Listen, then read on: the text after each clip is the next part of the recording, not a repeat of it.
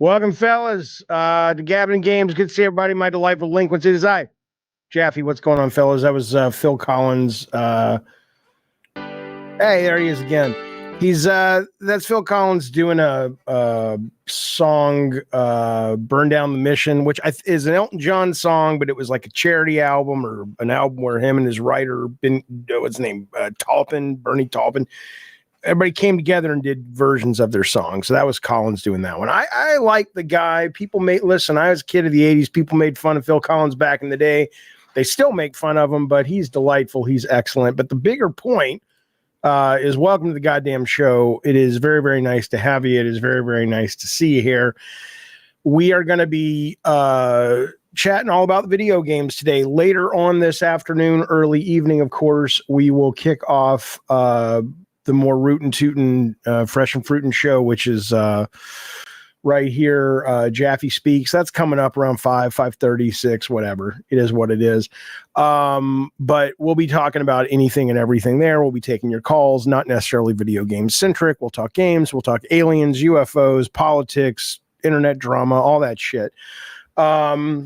But for today, for Gabbing and Games, what we do here is we talk about the video games. And so that is what we will do. In the meantime, let's go to the chat, see what you guys are into talking about, and then we'll get right into the news as we do. Listen to this. BT Maverick says, "What's up, everybody? I just discovered the indie game Indica, and wow, this game is great." Yeah, it's fucking excellent. It is a delightful horror game. There were some wonderful horror games that came out this year that kind of got missed. It was nice to see Indica mentioned in the nominees for the DICE Awards a couple of nights back.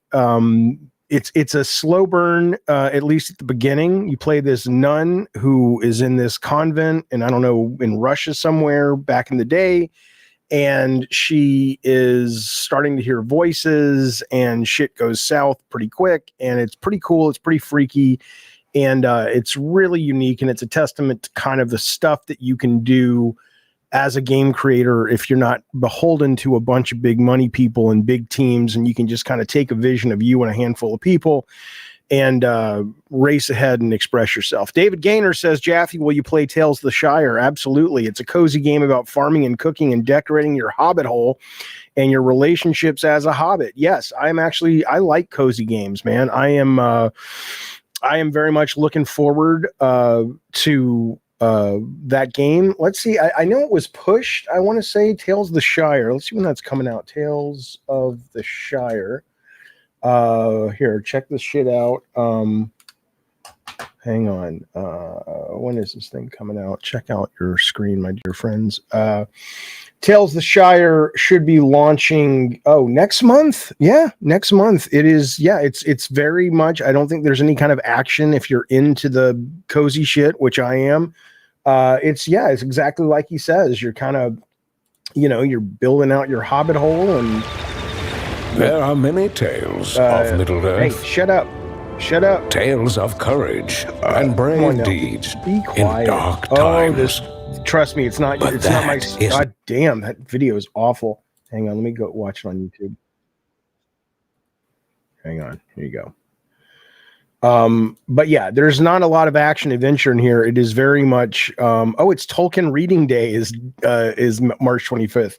But yeah, it's very much just like wander around and cook and collect herbs and fucking items and shit and have lunch with the Bagginses and all that shit and make your little hobbit hole. And, I'm in, man. I love shit like this. So I'm looking forward to it. Where did it say? It said, Stephen Hawkins is still playing Diablo 4. First time since I sunk entirely too many hours into the beta. Would you do a playthrough of that? I would not do a playthrough because it's incredibly long. I was really into it for quite some time. I played Diablo 4 when it came out for a good solid month, and I really enjoyed it. But I don't plan on going back to it just because there's a gajillion other things to play. But yeah, no, I'm super into this. I'll be getting this when it comes out. Have I tried Fears to Fathom? True stories they turn into short horror games? No. Where would I find that? That sounds excellent. Hang on. Fears to Fathom. Let's look that up, shall we? YouTube. Here's my YouTube channel right here. There's the Fathom. That's a cool idea. I think I've downloaded some of these. Yeah, I haven't played them, but I own a couple of these, or I've downloaded a couple of these. I didn't know they were based off real stories, though. That's pretty cool. What did I think of the what do I think of the Greg Miller speech? Which one? Are you talking about the one where he and whatever her name is, Stella Chang, I think, were making fun of Elon and all that? Greg Miller Dice. Let's see. It's real short. Oh God, here we go.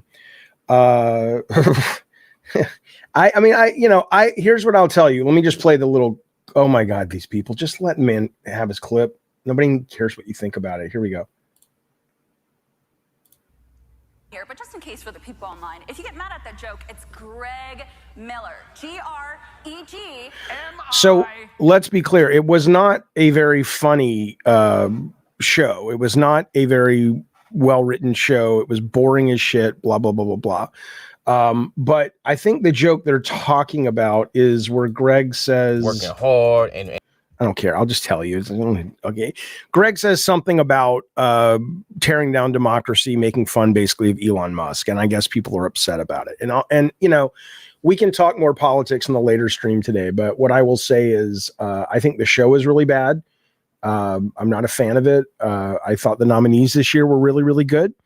But the show itself was not good. They were not great hosts this year. And, but do I agree with him? Yeah, I think Trump's horrible. I think Elon Musk is a nightmare, but your mileage will vary, and we can talk about it on the actual proper channel, which is later this afternoon, is what I would say. It wasn't even kind of funny. That's right. Did I play the new Life is Strange? We'll talk about that in just a second. In fact, fuck it. We'll talk about it right now. So there's a bunch of games out right now. Avowed is officially out for everybody today. That's sitting at an 80 on Metacritic. I have it. I played about 30 minutes of it, but I'm trying to finish Dragon Age. Like a Dragon, Yakuza is out. I played the demo, really actually surprisingly enjoyed it. And that's sitting at a 79, about an 80. Really, Jeffy is 79, close to an 80. Fuck you, I can do math. And then Lost Records, which is what you're talking about, from the team that made Life is Strange, is sitting at a 75. Some people really like it, and some people are like, this is, oh no, now it's saying it's sitting at an 84. Well, there you go. This is out today on PlayStation Plus at one of their levels. I'm not entirely sure what tier you need to be at, but I will absolutely be playing it. My kids really liked Life is Strange. My daughter was super hardcore into Life is Strange. I kind of watched it in the background, but this one I want to play. It's probably only because I really, really want to play the Annapurna game mixtape, which kind of feels similar, at least in the trailers. But we haven't really heard what's going on with that because there's been all the brouhaha at Annapurna when a lot of the people left. However, there is an Annapurna showcase coming up the 24th of this month, and I will be streaming that. We'll be talking about that. But no, Lost Records Bloom and Rage is probably the next game I will play and stream, maybe even tonight, just depending on what the plans are with the family. Gabriel Lundez says, I regret paying extra for Avowed. I was expecting better from Obsidian. That's pretty hit and miss with that game. Some people are really fucking loving it, and some people are really kind of not into it. So what I played, I really liked, but I haven't spent enough time with it to really form an opinion, but my first 30 minutes were positive is what I will tell you. The stuck up pony prick. Oh, I see. I thought you were doing a Chapel Roan thing. The stuck up pony prick Colin Moriarty produced a video about Xbox. Alex put the prick in his place. Okay. I think what you're talking about is Colin Moriarty made a video on one of the shows they do. It might've been Sacred Symbols, talking about going, hey man, why are all these people so upset, about the PlayStation State of Play? It was pretty good, blah, blah, blah. And Colin was like, no, it was one of the best shows and people are crazy if they're expecting this, that, or the other. Now, I did not think it was a good show at all, but I thought there were numerous games in the State of Play that were good. It wasn't an individual game issue. It was more of an expectation of, you know, what I think Sony has been pushing and sort of, you know, edging, if you would allow me to use the kids' vernacular, and making us go, what's next? And then it turns out they just, where's our first party stuff? Where's the Sony magic, right? And if you look on your screen, this is State of Play February 2025 viewership statistics. This was apparently the most watched State of Play ever. 2,182,000 concurrent people watching this. There was pent up demand for this State of Play because Sony's been doing great in so many areas of their business when it comes to PlayStation. But one of the things that I do think, and a lot of people, I think it's a valid criticism, is that, you know, one of the reasons that Sony is in the lead and they are so beloved is because they've built all these wonderful games over the last couple of decades, and they're new and they're fresh and they're interesting and they're top of the tier production value. And I think people were like, okay, we've been waiting a long time. We're ready now. Where the fuck is this shit? We get it. We get COVID. We get games take longer. We get that you guys struggled with the service games, blah, blah, blah. But could we please have our games, please? And so I don't, you know, I will respectfully push back on Colin and say that, you know, there's two ways to look at that State of Play. The first way is to say there were some really great games there, and there were. And if you have a PlayStation 5 and you're like, is there going to be anything for me to play? You're a moron if you think there isn't. But at the same time, though, I think if you are in there because you're looking for the first party magic that you've come up with, I think it's a valid criticism. So, but I don't watch Oh No, It's Alex, if that's who you're talking about. I think he's kind of a clown. So I don't mean to be a dick. I don't know. That's mean. I don't know if he's a clown or not. He and I haven't gotten along in the past, but he's not as bad as some of the others. So, but I can just tell you that I don't necessarily think Colin Moriarty of all people needs to be put in their place, to quote you. I think that to you that I thought Colin's point was valid, but I don't agree with it, but I understand where he's coming from. Okay. All right, let's ease on down the road for a little bit. Let's see what else is going on. Well, let me go to the chat first. Hang on. By the way, if you want to call in and share your thoughts on video games, what's happening in the game business, games you like, trailers you want to watch together on this very show, Tech Protect is up there, putting the link right there in the top of the YouTube if you want to call in. And if you're watching on Twitter or Twitch, ask, and we will put it in the actual chat as well. Okay. Okay, hang on. Reading some of y'all's chats. Okay. Oh, gotcha, Tech. Okay, understood. Okay. If you love Meg games, then State of Play was incredible, says Carpet Fresh. I'm sorry, I don't agree. I mean, again, I was very critical and I remain very critical of that show. But you know, let's take a quick gander at the State of Play games, just a list. State of Play games 2025 list. You know, to act as if these were not there were not some really cool games there, I would just push back respectfully and say, what the fuck you talking about? Check it out. Here's what we got. Monster Hunter Wilds. Now, again, these are not exclusive. And again, like if you're talking exclusive and or first party PlayStation games, you are absolutely right to go, hey, what about that? That was not represented all that well. But if you're talking about just, hey, I bought a PlayStation and there's a lot of good shit to play, Monster Hunter Wilds, it's not for me, but I played the beta. It was a lot of fun. Cool. Shinobi looks great. Sonic Racing, which we'll talk about in a second. They've dropped some new information on this. Looks great. I'm not a big Digimon guy. Lost Soul Asides, Dave the Diver, Like a Dragon. Okay, I know it's not everybody plays Dave the Diver. Boy, that's a great game. I'm excited. The new WWE Island system looks great. I'm not really into Borderlands. Directive 8020 didn't look so good. Five Nights at Freddy, fuck off. Midnight Walk, if the game is as good as it looks, that's amazing. Darwin's Paradox, who knows? Warriors Abyss, Onimusha 2 Remastered, how can you not love it? Way of the Sword looks solid. Metal Gear Delta, amazing, looks fantastic. Hell Is Us looks fantastic. Liza P. Overture looks fantastic. Dreams of Another looks fantastic. I love Days Gone, so I'm excited for the remaster. Tides of Annihilation. There was we went through the 11-minute video last week of more information on this. Looks fantastic. Metal Eden, by the way, which we'll be talking about later today, comes out next month or in a couple of months. This is I don't know if it's good or not, but it looks great and there's some cool mechanics. Mind's Eye looks really good, and obviously Saros 2026 looks good. So the idea that Carpet Fresh, you're saying if you love meh games, I'm sorry, I would really disagree with you there. I don't know what you're talking about. It sounds like you didn't actually watch. But if you were like expecting, where's my Ghost of Yodi? Where is Corey's new game? I want more intergalactic stuff. You're absolutely right. That was very, very disappointing that we didn't get to see that. That sucked. I agree. Okay. Where did that go? Okay.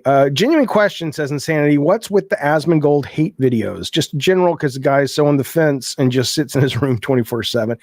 I don't hate Asmongold. We can talk about that on the afternoon show, but no, I put a video up about him and we've talked about it, and it is what it is. I don't.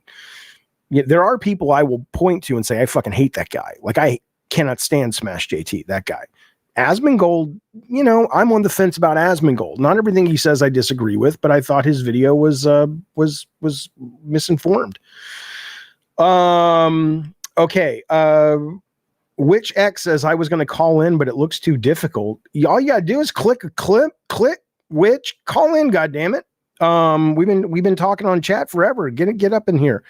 Van Vac says Jaffe, was Agent Stone in Twisted Metal 1 inspired by James Bond? Yeah, absolutely. I mean, even when that car in Twisted Metal 1 fires the laser, like every special weapon in Twisted Metal has its own sound cue that we wanted players to be able to tell, oh shit, even though you don't have visual behind you, you could tell they're shooting at you or whatever, or they're coming around the corner. So obviously what I wanted the music guys to do is whenever you fired his special weapon, it would go dun dun dun dun. But obviously we couldn't do that. So I think if you go back and listen to the musical sting or the cue, it's like ba-na, ba-da, or something like that. So yeah, it's totally inspired by James Bond.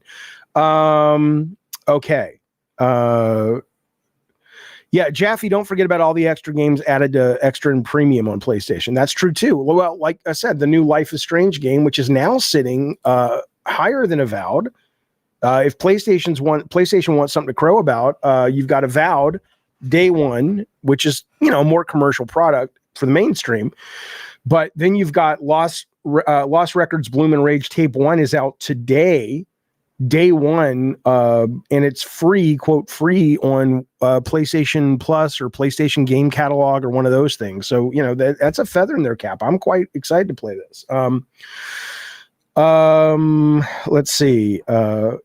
David Gaynor says, which, if any of the games we just went over were exclusive? Right. Very few. Very, very few. I mean, that's what I'm saying. If that's the bee in your bonnet, it makes all the sense in the world that you're like, what the fuck? But if the bee in your bonnet is I don't have anything cool to play on my hardware, you don't have a leg to stand on. But the exclusive stuff, you're right. But exclusives are becoming, less and less prominent as budgets go higher and higher, is what I would say. Okay.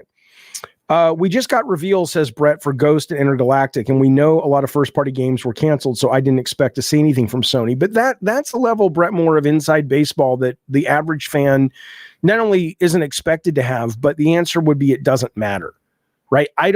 Fundamentally, you and I can intellectually understand why some of those things may not be there, but that's the job. So figure it out. Open up the checkbook and buy a second party game. Or for the love of God, you're telling me from what we saw with Ghost of Yodi, which was revealed 6 months ago, that they can't put out a goddamn gameplay trailer? They can't put something out? That's ridiculous, because that game's coming out, I believe, this year. And they're not going to show us anything. And we're saving that. We're saving that for the showcase. See? No, I don't see. This. Put it out in this goddamn thing. And give us another one there. I mean, it's like you can't give us some shit. But Intergalactic, I understand there's not a lot to see. But even that, though, have Neil Druckmann come out, make a goddamn video, show us some concept art, have them excite us with some of the ideas without giving away too much. I mean, let people get excited about your shit, Sony. I get it. They don't need to. They're doing great. But, there's a point where you kind of go, it would be nice. It's not a one-click join like the old Cap and app you used to have back in the summer, which I think it is, but if it's not, I'm sorry. We'll look into making it easier. I thought it was just tech. The link's up there, right? In the I don't know. Most people don't have a problem with it. I'm sorry that you are. I'll see what I can do. Dave, I agree that Jaffe leaves out important facts to his narrative, but this is about gaming. Oh, I don't know what he's talking about. Okay. Okay. We will talk about the Elon Musk thing. And yes, Ravnos, I saw the Action Man video you sent. That will be played on the show later, the second show today. Are you planning on playing Elden Ring? Nah, not really. I love Elden Ring, my favorite game of all time. I haven't even played the DLC though, because I haven't even finished the first Elden Ring. So, you know, it's I'm not a big co-op gamer, so I probably won't, you know. When Moron says, I'd love to know what Jaffe has learned about life while he was making awesome games like God of War and Twisted Metal. Okay. I'll play along. What did I learn about life when I was making those games? I mean, let's put it this way. I learned that you need a lot of people around you if you want to do big things and do big things well. And it's about, it is very much about having great ideas, but it's also then about finding great people who can execute and bring those great ideas to life. I want to say I have learned that, you know, fame, such as it is, at least in video games, or notoriety, I thought was going to be amazing, and I chased it. I'm not shy about saying it was something I wanted badly since I was a little kid, and I chased it and I got it, again, such as it is in games. And it really, you know, I guess it beats being ignored, but it wasn't really what I thought it was going to be. I learned that making the games, no, but recently I've learned that those things that we got to work on, you know, if I were to go back in time, and I don't know if I would do anything different because it might make you distracted or you might kind of fold under the pressure. But now that I recognize how much the games we got to work on did bring people joy and gave people escape and gave people opportunities to connect with family members playing split screen or just, you know, friends over the internet playing God of War or whatever, I think that's really fucking cool. But when we were making them, I had no fucking idea that any of that was even in the cards. Not to say I didn't think we were making cool shit, but I just didn't have that perspective on it. Okay. Tone says, why do you care others can't play games? I don't know what that means. Not sure what that means. Was Roadkill inspired by Mad Max and Twisted Metal? Probably. I don't remember exactly. But probably. Okay. All right. Let us move forward here. Just checking your, what time's the afternoon show? We try to go live at 5:30. Depends on how long this one goes, but that's probably where we'll go. Jaffe, will you stream the Annapurna Interactive Showcase? Yes, we were just talking about that. I'm very much looking forward to it, especially with all the turnover that's happened at Annapurna. I'm hoping that they are still able to continue to put out some really great titles. All right, I want to look at hang on, I just want to make sure I'm reading this. Okay.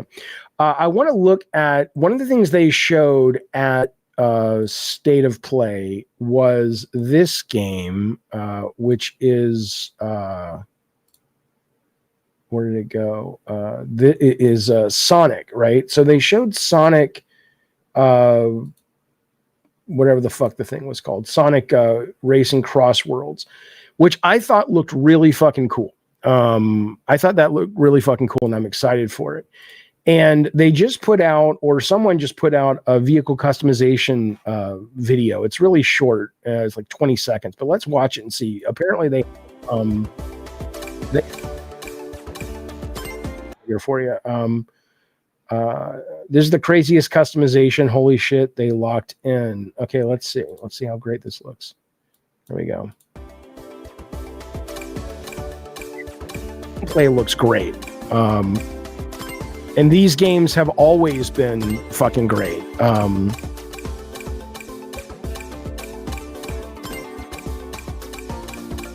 That's just paint jobs, but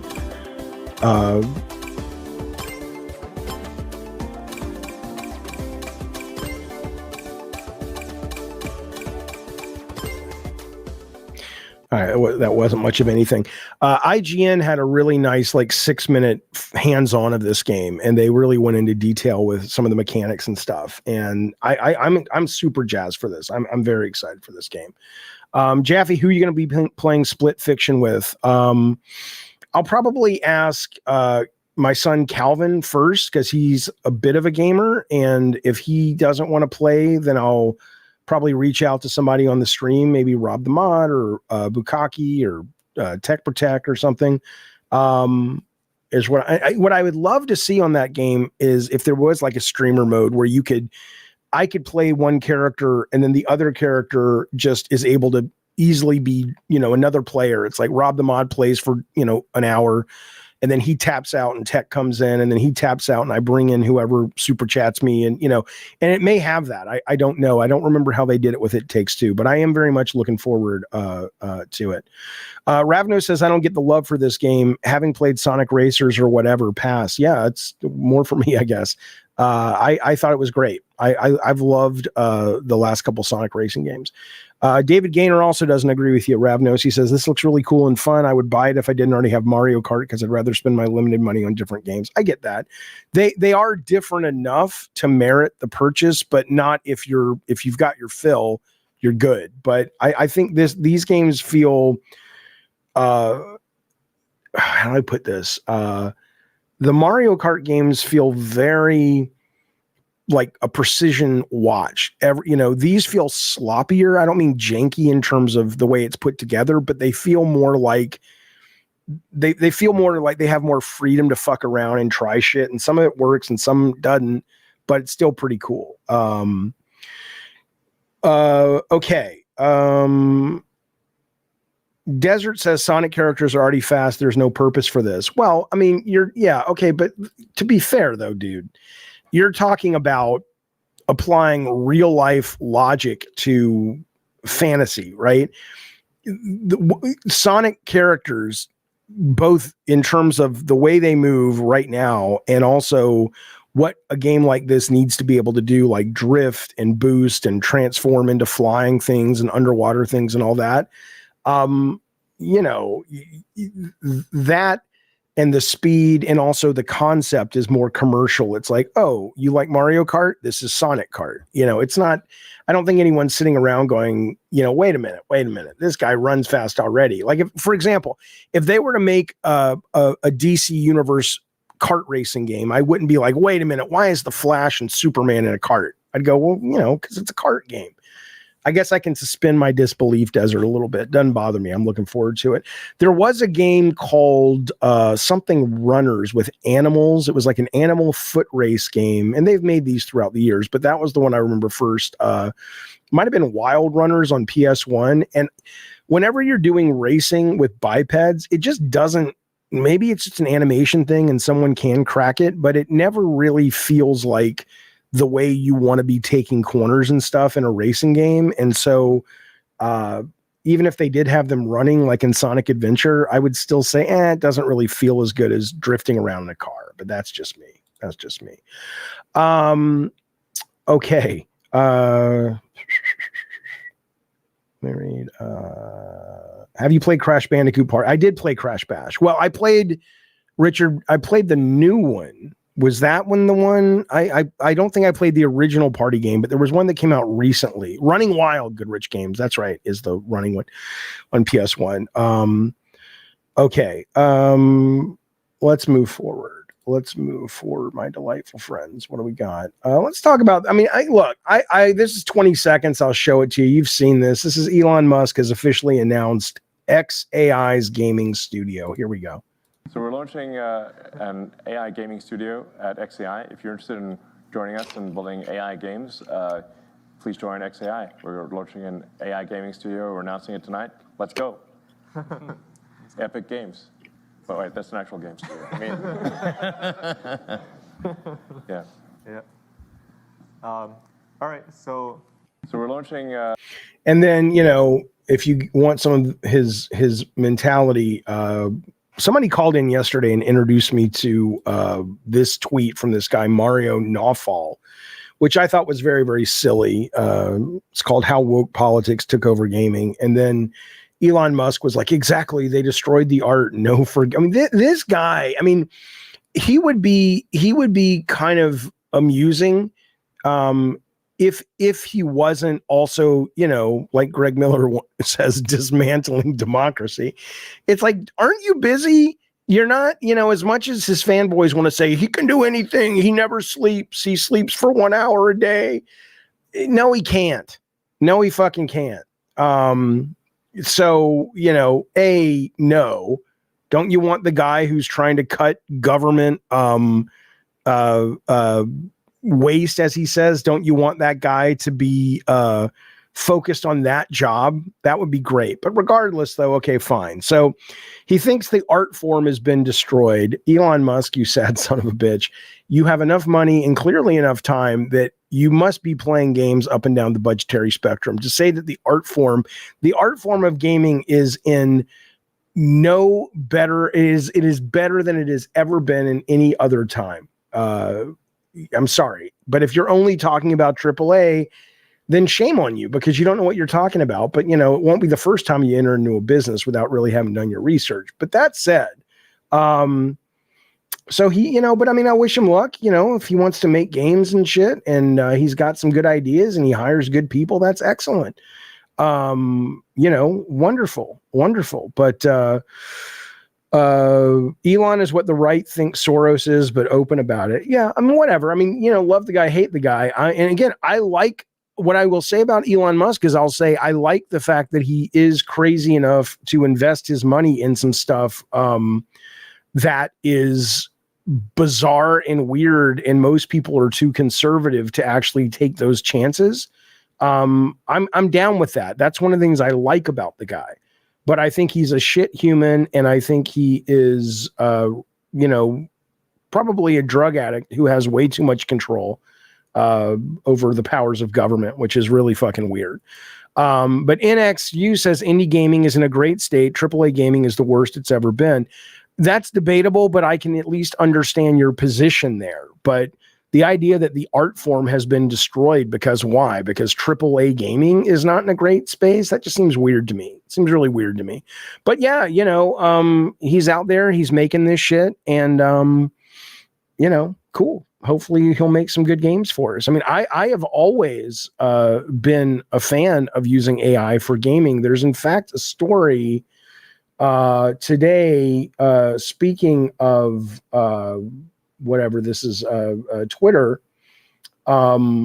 they have released a new version of Grok, right? And I'm trying to see if I have that story up. It's but one guy, and you can do this on ChatGPT, but apparently it's a little easier on Grok. One guy was able to go in and just make his own game with a text prompt, and it was a more unique game than I've seen people make on using ChatGPT, in terms of it was a little bit more robust than what you can do. So I'm a fan. I think AI is going to be a really important thing for video games at every level, at every budget. But but I don't happen to like the man, but I also didn't like Bobby Kotick, but I still play Call of Duty every year, so I don't have to like the guy for that. NXU says, what was the last great AAA game? Let me, I mean, nothing comes to mind because, I don't even remember what one game of the year, but let's find out together. Let's just see 2025 best sellers. Let's see what those were, video games. My guess would be, hang on.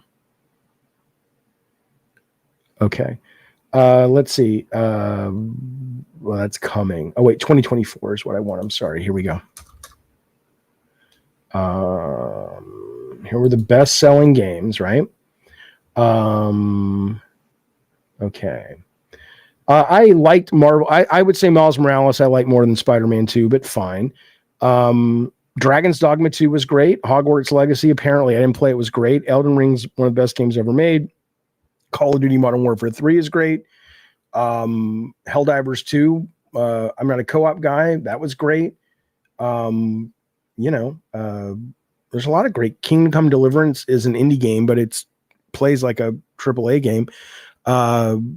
I know what it is that you want. You want your childhood back. I get it, but you're not getting it because you're a goddamn grown man, and that's how that goes. So buck up, buttercup, and see what you can do with the real world, because there's plenty of wonderful games out there. And if you're really bitching about it, then it suggests to me that you don't really actually have a problem and you don't really play a lot of video games. Okay. Jaffe, do you believe everything is based on feelings or reality? That's a better question for the afternoon show, but I would say, as a quick tease, if you want to ask it again this afternoon, I think it's the same thing. I mean, feelings, reality, what's reality? It's all subjective, perspective, and relativity. I mean, you got to, you probably don't realize it, but it's a pretty deep question, and you need a little bit more information to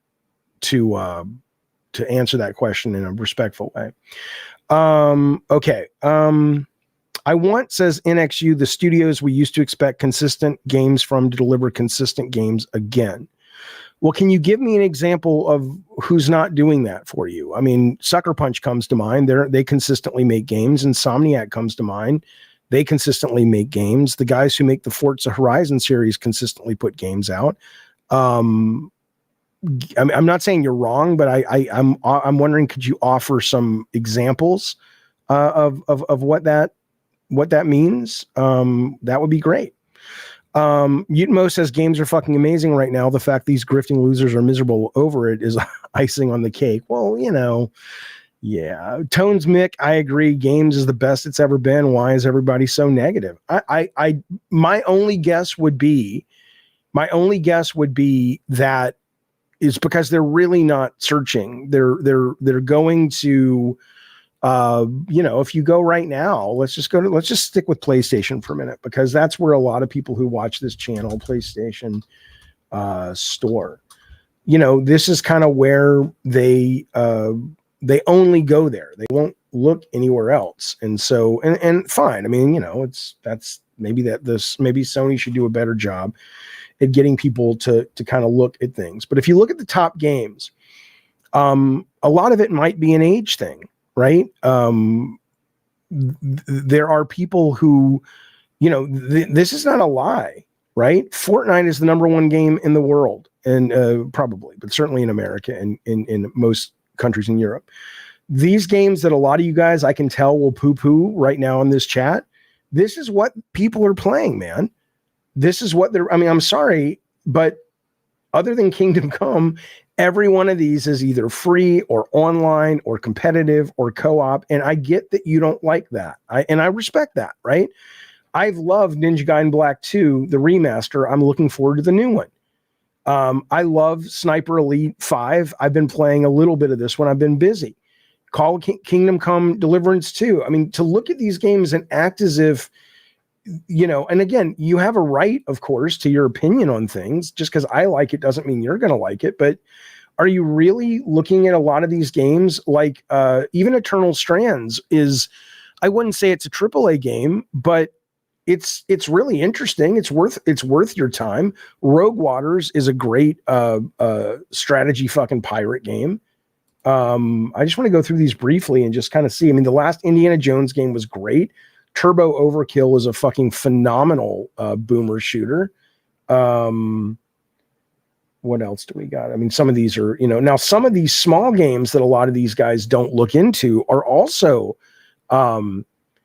brilliant, right? So if we go to their collections, let's just go to some of their small ones. They must have like indies. I think they have like an indie Stellar Blade, great. The Pirate Yakuza is out today. The demo is excellent. Pal World is great. Hell Is Us looks great, but hang on, I want to see where their indie section is. Let's see. It's weird they actually have an indie section, but it's a different conversation. Who doesn't like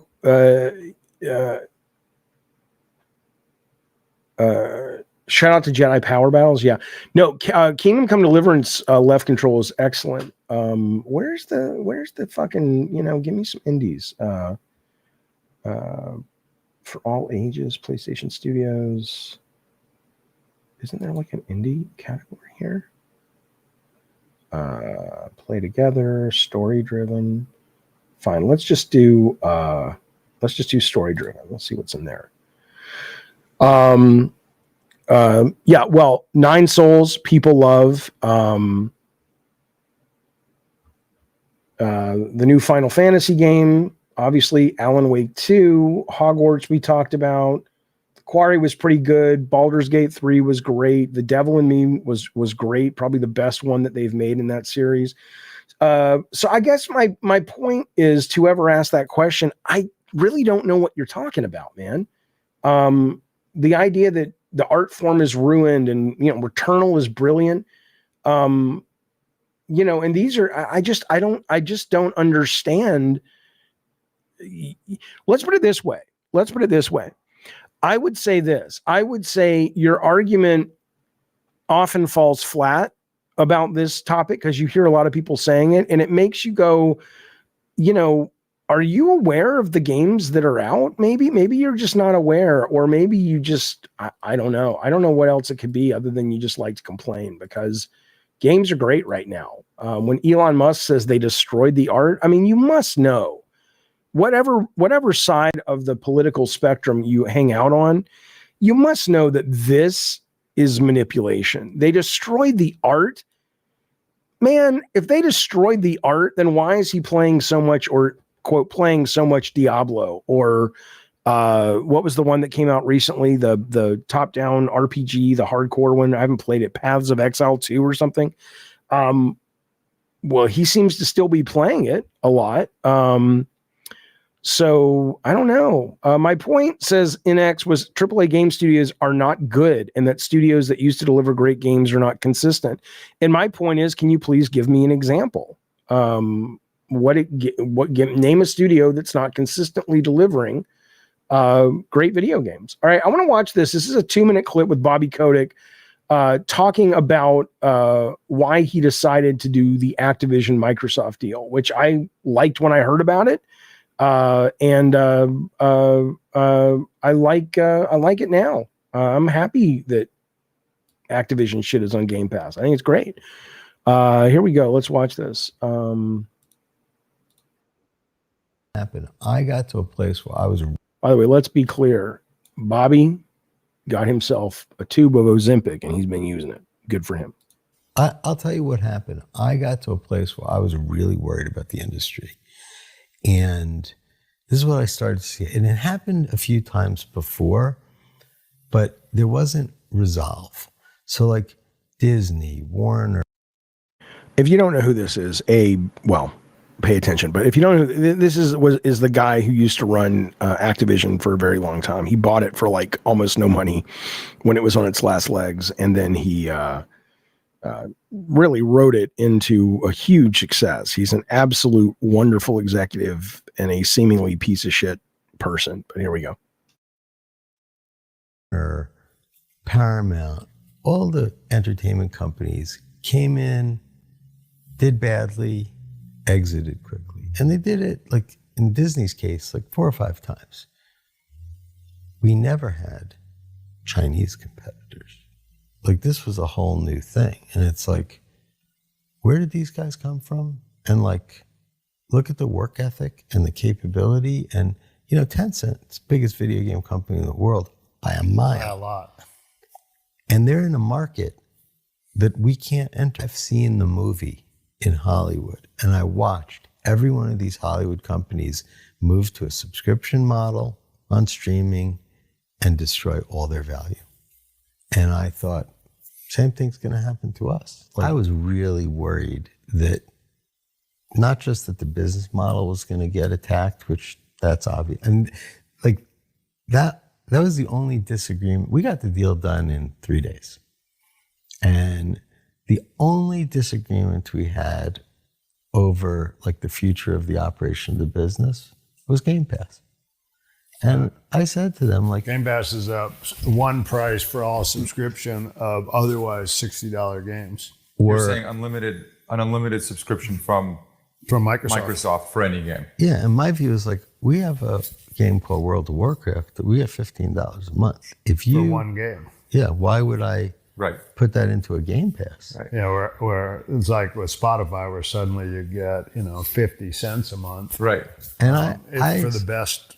Yeah, and I said to these guys, like, why trade out flexible business models where you can do what's actually in the best interest of the customer? You look at like Candy Crush, Candy Crush, we only monetize 2% of the audience. Model. And it's, when we added ads, we added another $400 million of operating income in 2 years.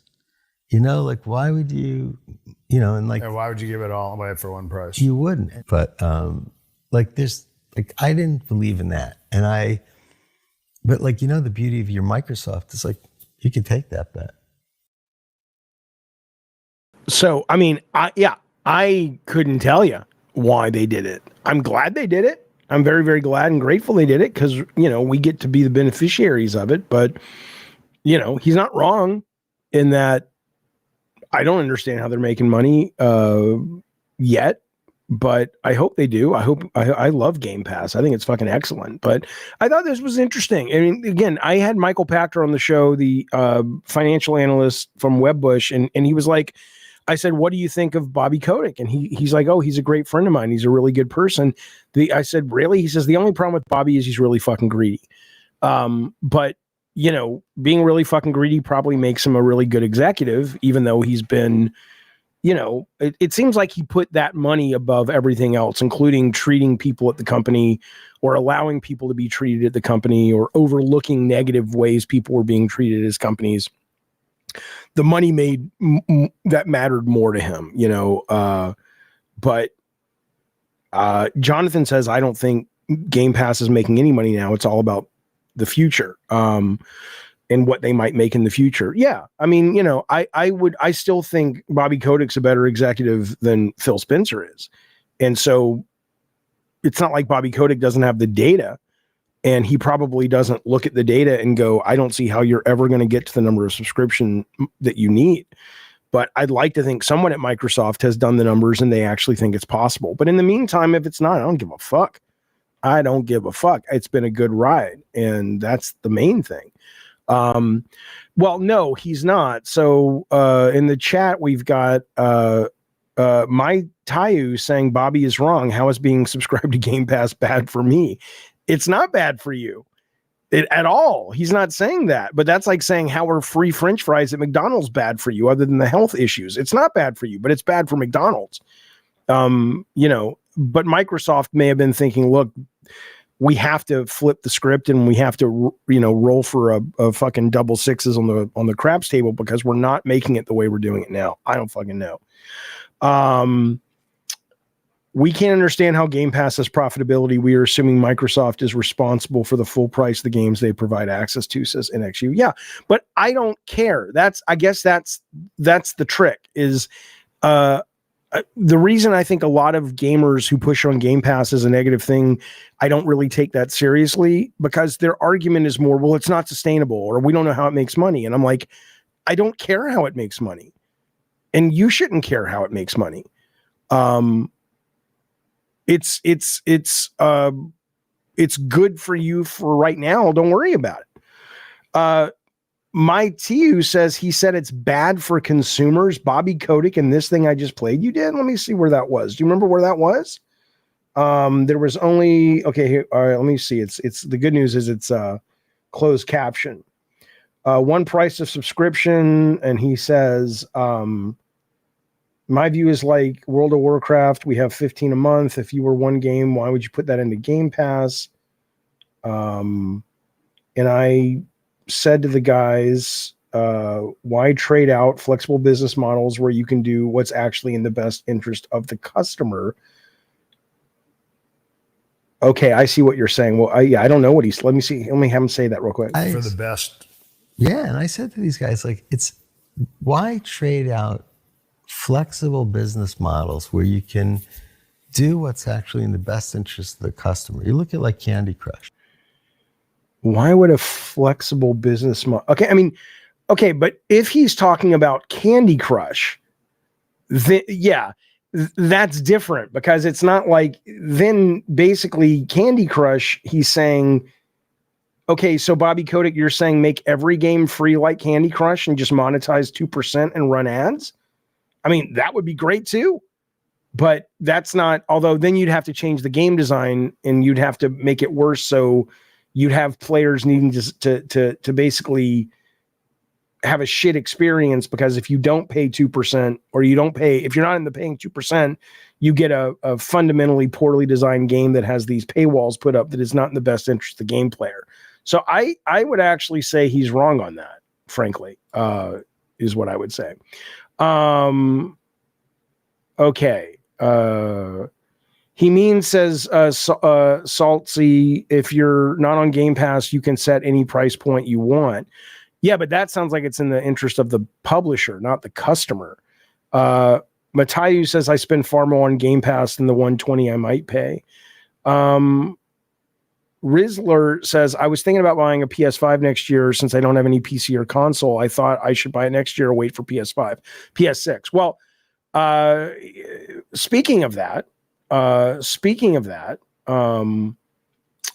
here is, let me show you this real quick. So, PlayStation 6 launching in 2028 feels right, says Shu. So what is that, 3 years out? So if you're willing to wait 2.5, 3, yeah, you'd probably be waiting 3.5 years, because it'd probably be Christmas 2028. And he would be in the know. They haven't announced it, but they're working on it, and he's dialed into all that stuff. So I wouldn't wait that long. Frankly, if I were you, I would, I would save up enough money if you don't have it right now and get yourself a PC. PC is the best, absolute best place to play video games. Especially if you can stream them, like I can, if you have decent, if you're not too far away from the data center. I would get a PC. I think buying consoles is goofy.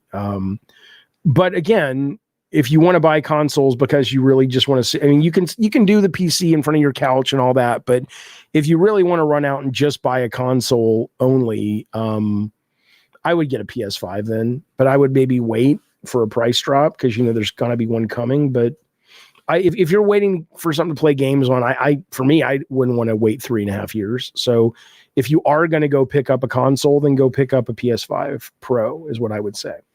All this talk about Game Pass is bad. It actually highlights how bad of a service you get on PlayStation. I think PlayStation Plus is an amazing service, but I think it's an amazing service because if you don't have a lot of PlayStation Plus, if you don't have a lot of video games, or if you're relatively new or you haven't been part of PlayStation for a long time, look at the amount of games that you get for $100 is, I think, what the highest tier, I think. If you just go look at the library of games that they have, I was talking to Rob the Mod about this, because he plays on PS Plus as well, and he and I were talking about all the games that are on this, and I mean, there are hundreds of fucking amazing video games that you can get on PS Premium, or even the lower tier. I'm trying to think of here's all the games. Check this out. I mean, it's ridiculous, man. So the value, if that's what you're looking for, then I would say, yeah, like if you're kind of new to gaming, don't be a moron. Don't not get this. But if you're looking for new games right out the gate, then yeah, it's not a very good value, comparatively speaking. Every now and then, like today, they will put day one games. Like PlayStation Plus today is getting the Life is Strange guys game, Lost Records Bloom and Rage Tape 1. That's launching today for everyone. It's sitting at an 84 on Metacritic, and it is, quote, free if you have PS Plus. But that is rare compared to Xbox, right? Xbox is constantly putting new games, brand new and old games up on their system. So, depends what you're going for.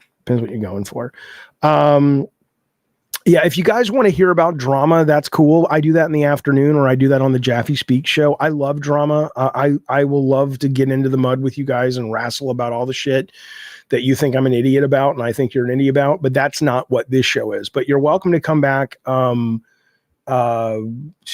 the afternoon show, and here it is right here, Jaffe Speaks, and I am more than happy to get into it with you. But I just, out of respect for you and just for the other people in the chat, do what you want. Of course, if you're annoying in the chat, we'll just ban you. But ultimately, this is the game show, and so I don't want you to waste your time because I'm not going to respond. But I will later this afternoon if you want. Okay, let's move forward.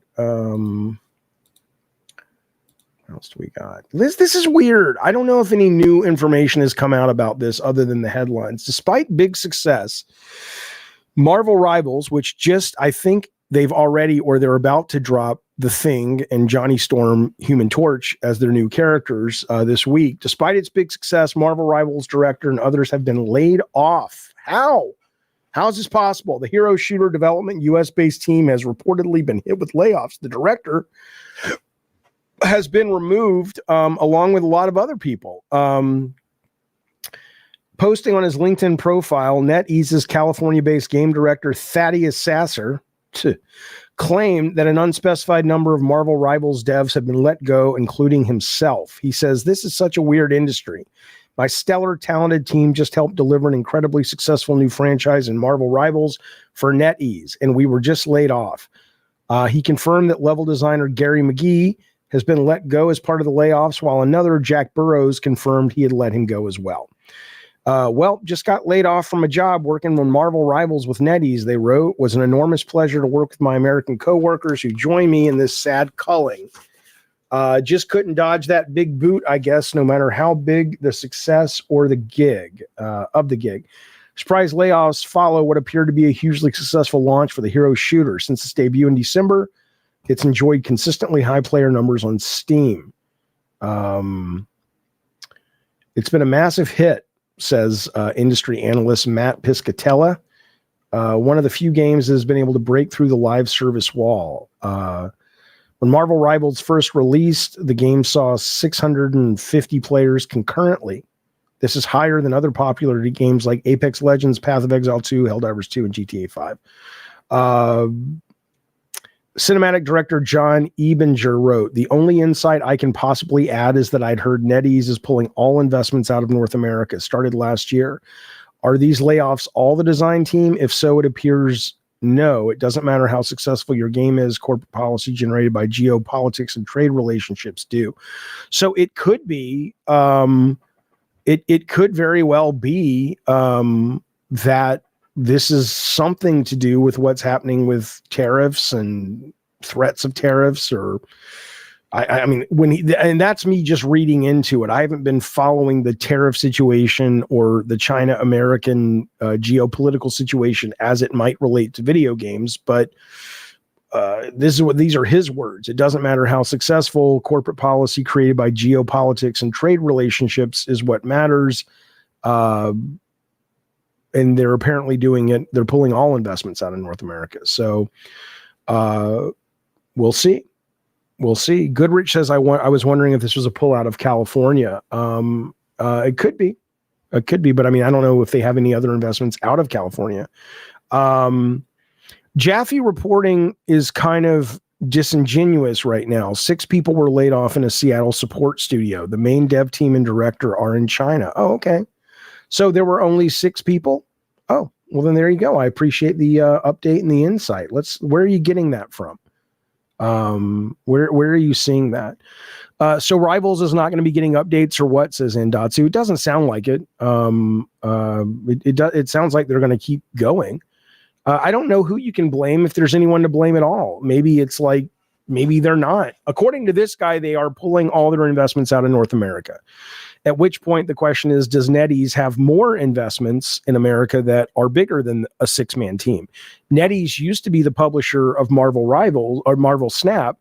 And when Marvel Snap got hit, when TikTok got pulled offline for a couple of days, they kind of, I think they were already moving on to finding a new publisher, or they already had, but now they had to find a new publisher that wasn't Chinese based or owned under the TikTok umbrella, or whoever owns TikTok. I forget what they were called. Maybe NetEase. I don't remember.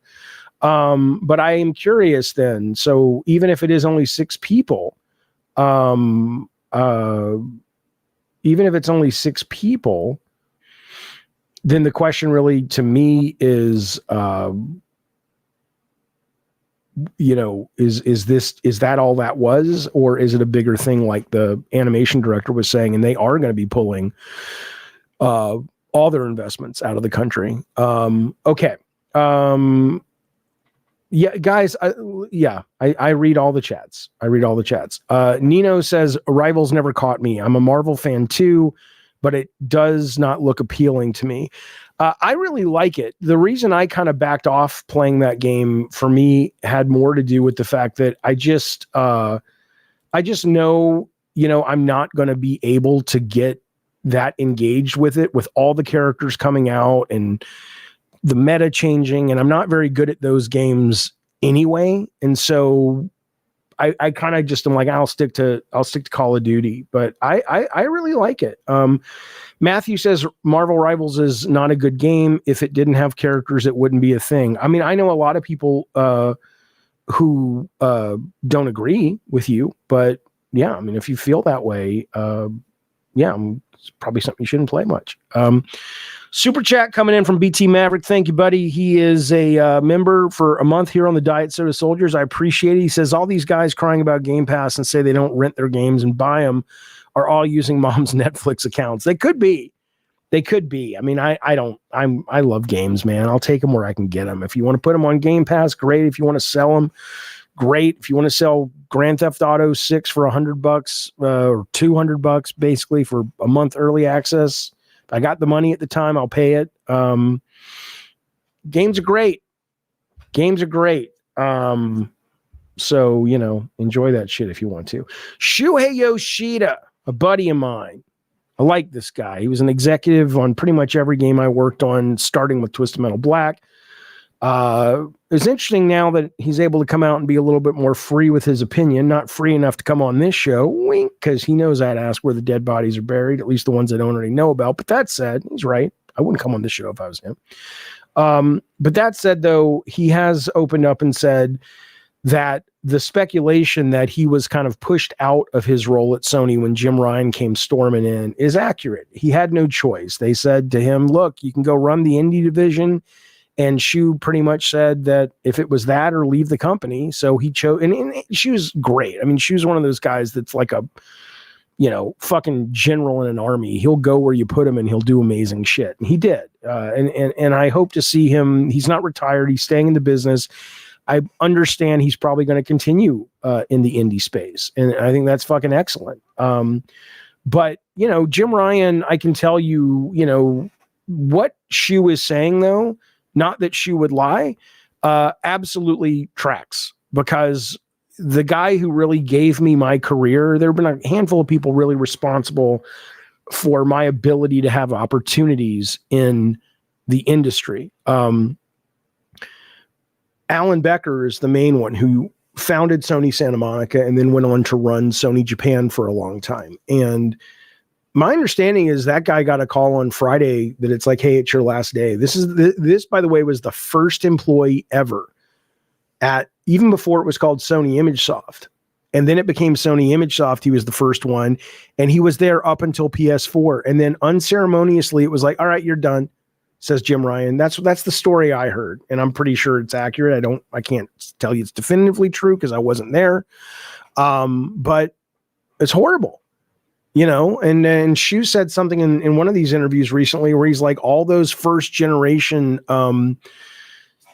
PS1 guys, Andy House and him and Becker and Connie, they are all gone for the most part. Scott Rohde's still there, but for the most part, they're all gone. And that's business and that's life. Progress happens. People get old, new people come in, but it would have been great if the new people that had come in that were ruling the roost still seem to have, go ahead, Tech. It would be great if these people still seem to have, some real fucking juice to them, you know, and it's kind of like, okay, yeah, it sucks to say bye to Shu and Allen, but fuck, dude. Look who's taken over. But I don't think anybody's looking at Herman Holst. Not that I have anything against the guy, but, you know, dazzle me, baby. And we ain't getting that. We ain't getting that right now. At least that's not what we're seeing.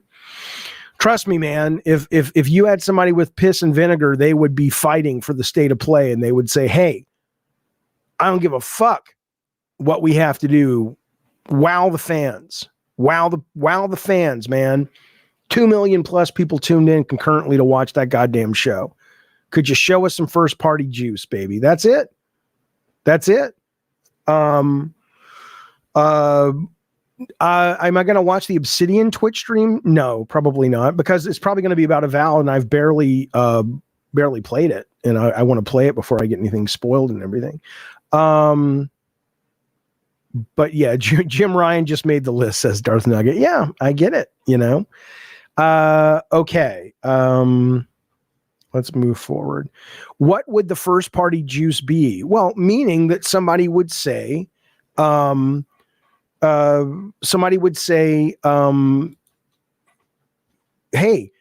state of play. We're going to fucking grind and make sure we show something from Ghost of Yodi. Hey, state of play. We got to get Neil Druckmann and his art director, just like they did when they went up with Jeff Keighley, if you remember, and they showed Factions, the art. They didn't reveal much of anything, but, you know,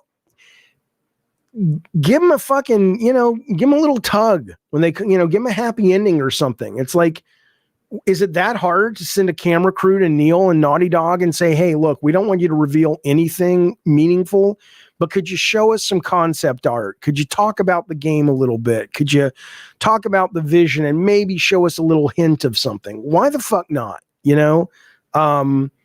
Could you, I don't know. It just, that's what the juice would be right now. Tristan says there's no pressure or drive or incentive to do things like that. I get it. I know. But, you know, they still should. You know, that's how great businesses get made. You know, it's like there's a difference. You know, as much as Steve Jobs was an asshole, the guy was driven by the desire to make cool shit that he thought was really meaningfully better than what was on the market. But yes, you're absolutely right. There's no reason, given Sony's success, for them to do that, which is kind of like why you do that, because you want to be the best. You want to surprise and delight. You want to make a lot of money. Yeah, you want to make your stockholders and the board happy, but you also are in it because you genuinely want to bring cool shit into the world. You want to will this shit into existence. And, you know, that's what there was none of that when it came to their first party. So I guess that's what I mean by juice. Solid Python says, Jaffe, I sent a reply on your tweet with the guy who is reporting more closely on what's going on with Marvel Rivals. Okay, so you tweeted it to me? Let me check that really quick. If so, I'd like to put that up on the stream. One moment.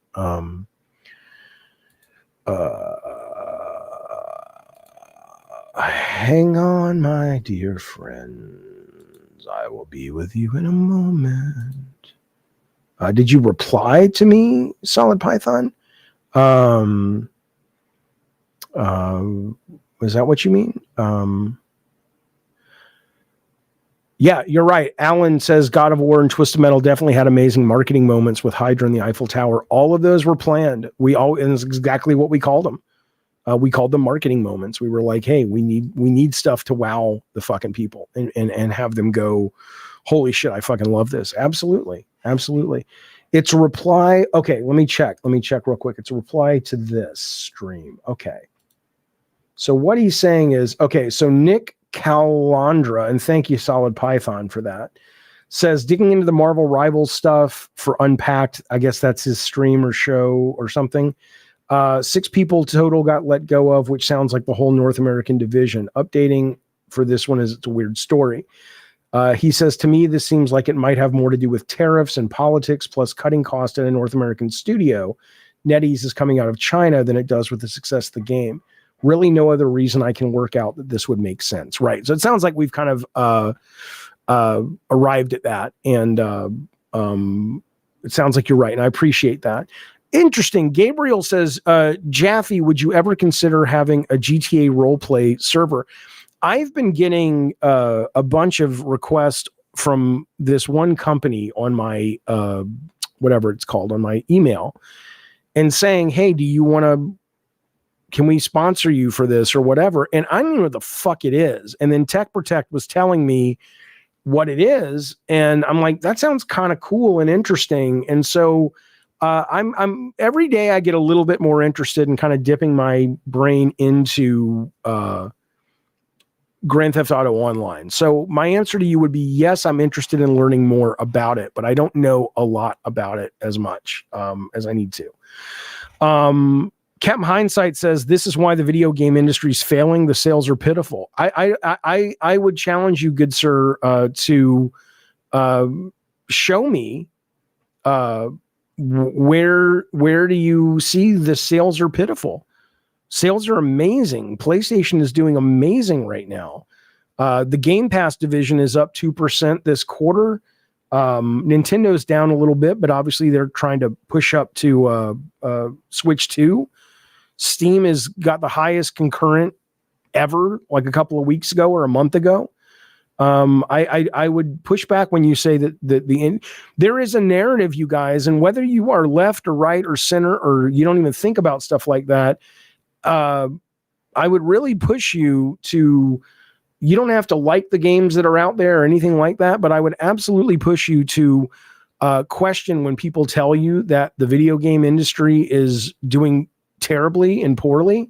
I just honestly, I don't know where you're getting that data from. Right. Tone says Kingdom Come just sold 2 million copies in 2 weeks. Okay. So like I said, I hate to keep beating the drum, but new people are coming in, which I appreciate, but like fandom talking about politics, there is a show coming up this afternoon. When it says, I just want to be clear if you're new here, if it says Gabbin' and Games, I really stick to games because there are a lot of people who come to the channel and that's all they really want to get into, what we're playing, game philosophy, game design, game news. But I love talking the drama and we will be doing that. It's a show called Jaffe Speaks. Today it's going live around 5:30. I'm more than happy to take your calls and answer any of those questions you like about whatever, whether it's the Asmongold stuff or Trump or Biden or games or anything goes. But I'm not ignoring you. It's not what this show is about. And I'm trying to be respectful for the people who come here for the title that's on the box, which is Gabbin' and Games. So I hope you understand. Okay.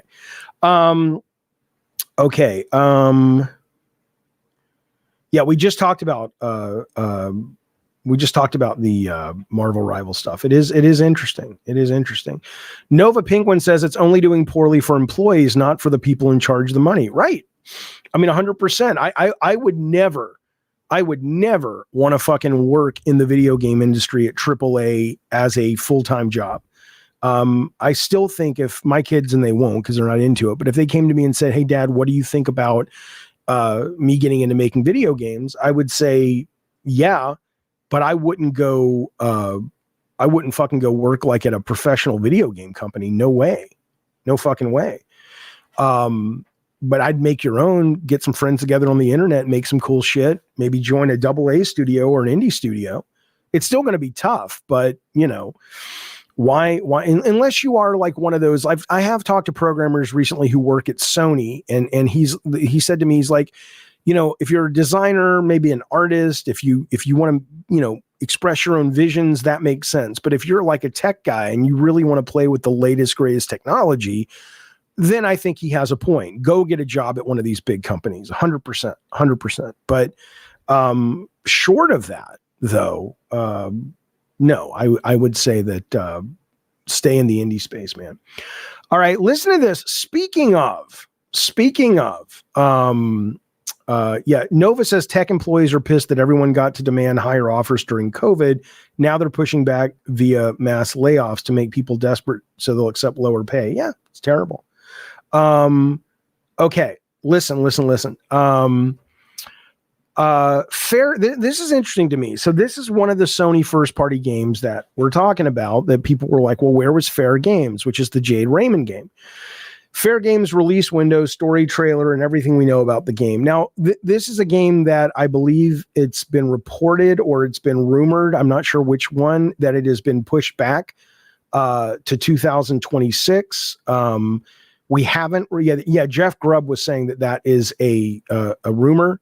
Thank you, Mupo. Sorry. So that's it sounds right, but I want to show you what's really fascinating me about this. And I know a lot of you guys don't care about, you mock and you don't play Fortnite, and this is not a conversation about Fortnite, but we can't really talk about Fair Games without talking about the fact that Fair Games is described as a fresh modern take on the heist game, right?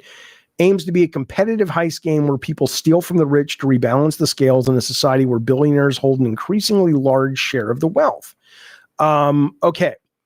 So, let me show you this trailer. This is Fortnite in Chapter 6, Season 2, which comes live Friday, okay? Watch the trailer, and then I want to tell you as it relates to Fair Games and Rockstar and Grand Theft Auto 6, frankly. Before I do, though, let's be clear on, like I said, if you want to talk about the Asmongold stuff, it's this afternoon. Show up, don't show up, whatever. But if I may, just briefly, in the video that you think you've arrived at some kind of amazing thing, like I was reporting incorrect information. In the video that you think you've got a gotcha on, I literally say, I point to the part where it says the police say they don't know if it was a hate crime. And then I say, I feel it probably was, but it may not have been, but it's not the main point of my video. I say all that in the video. And then when Asmongold talks about it on his thing yesterday, he agrees with me. After he gets to that part in the clip, he goes, yeah, no, I imagine it probably was a hate crime, but there is no evidence yet that it was a hate crime. It doesn't matter to the point of the video. So if you may, okay. Yes, yeah, but we will get into it. Oh, shut up, Kevin Morris, get canceled. You can't cancel somebody who doesn't care, you idiot. What are you, 5? But this will be the afternoon show. Okay. So going back to, Fair Games, right? I want to show you this trailer. This is coming up. This launches this Friday. I know a lot of you guys poo-poo this game because the art style, whatever, but check this out, and then we'll talk about how it relates to Fair Games, and we'll talk about how it relates to Grand Theft Auto 6. Okay.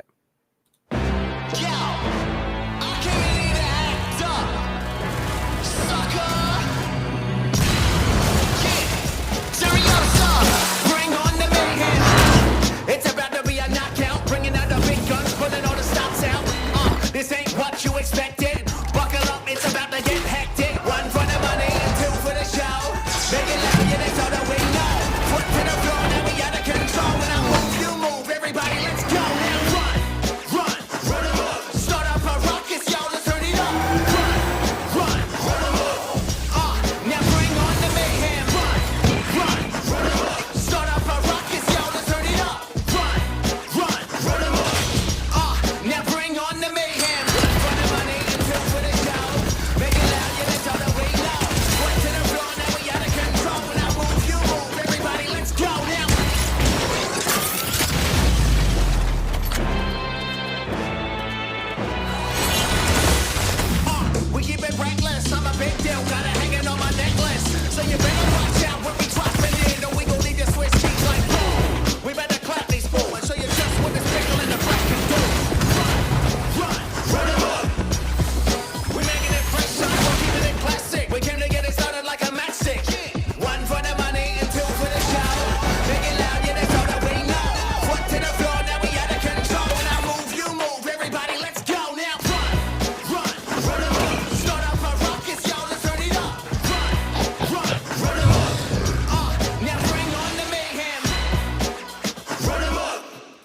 Okay.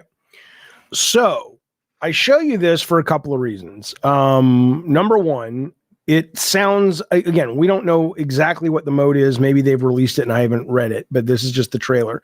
This clearly looks like a capture the flag heist mode where you're trying to basically get the bag of money and get it to some location, right? You've got tons of people already playing it. You've got Sub-Zero in it. You've got cars that you can get in and ride around. You've got characters like Sub-Zero. You've got fucking train heists that are happening that you're fighting on tops of trains. This game, and I'm sorry, Durali, you're wrong. Man, these games are just created to exploit teens and rake in money. Every game is created to make money, okay, for the most part. But what I'm saying to you, though, regardless, and if you don't play, I mean, seriously, I want you to just, let this settle somewhere into your brain organ if you have the time. This game is a great fucking game. I understand that you don't like it because it's really popular. I understand you don't like it because the art style, whatever. And that's, go with God. I don't give a shit. But what I'm saying to you, though, is it is at a mechanics-based level. It is a very, very, very fun, well-made, incredibly robust game. Okay. So you've got that, you've got all the players, you've got the cameos, you've got these special, like this fighting on top of a moving train networked. I'm not saying it's the hardest thing in the world to do, but that's the kind of stuff you do after you have a hit. And it's like, oh, now after we made the base game, we really want to do this, this set piece, but we couldn't do it until we launched it and we had enough success, blah, blah, blah. Right.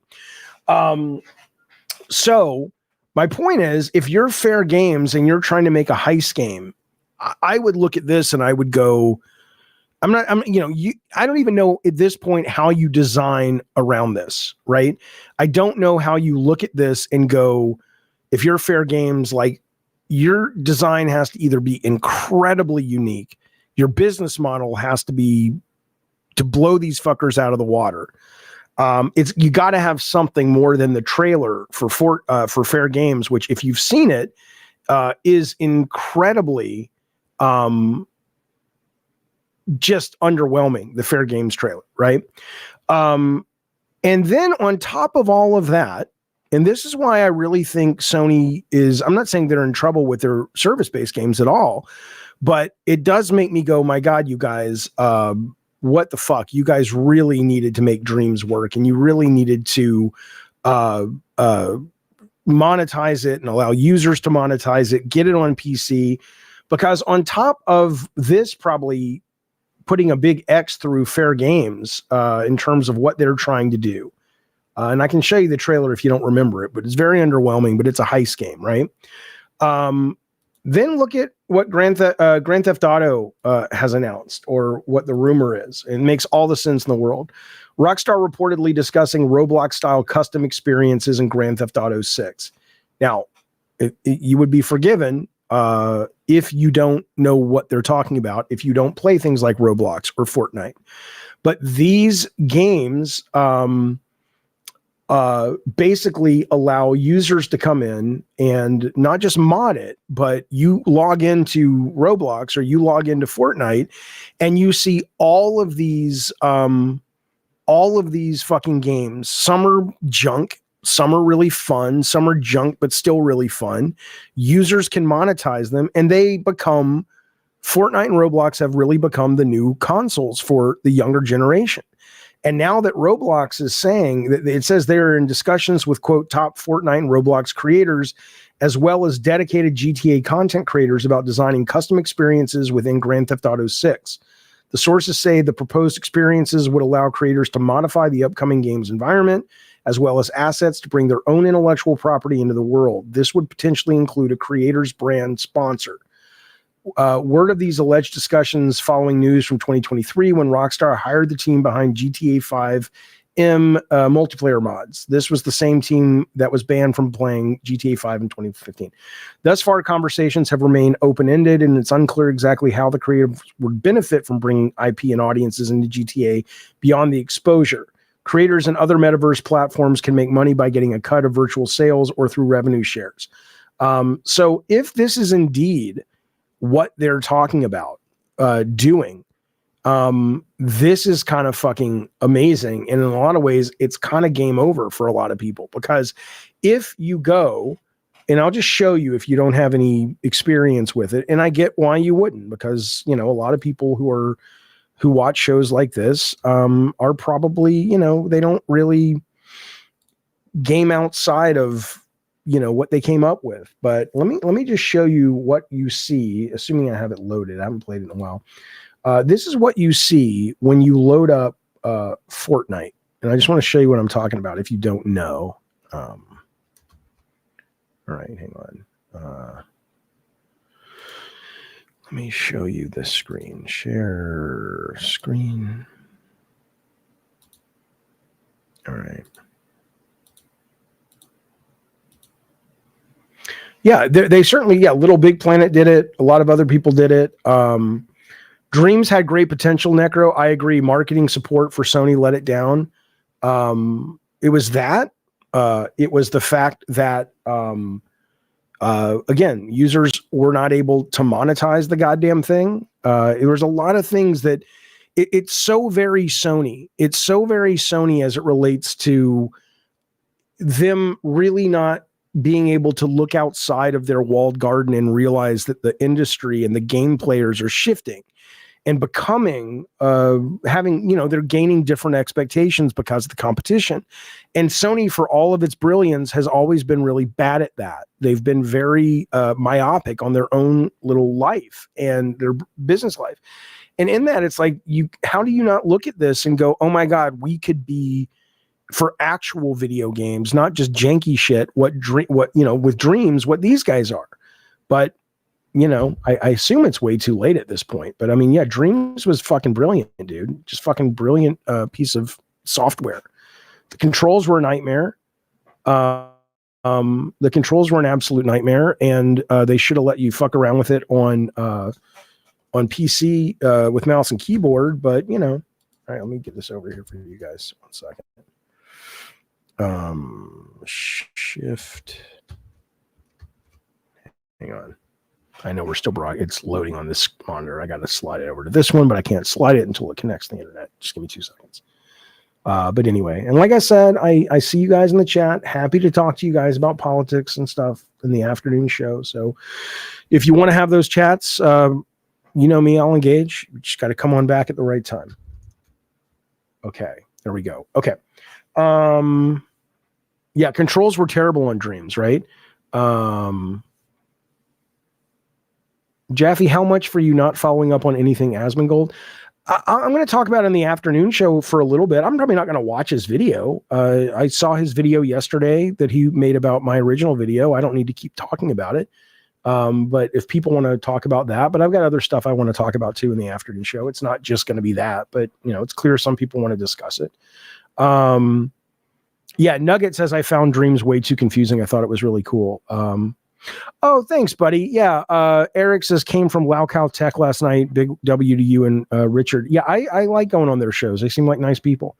It's not that I don't want the smoke, whatever that means. It's just what else is there to say?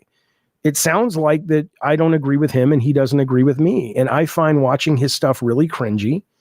And he probably finds watching my stuff that he rarely ever does because he's a huge deal. But when he does, he probably doesn't like my stuff any more than I like his stuff. I don't have a personal vendetta against the guy, but I think he's wrong about a number of things, including the video I did. So what can I do for you? I'm only talking because I'm waiting for this to load. That's it. It's not because I want to, you know, that'll be this afternoon. Okay.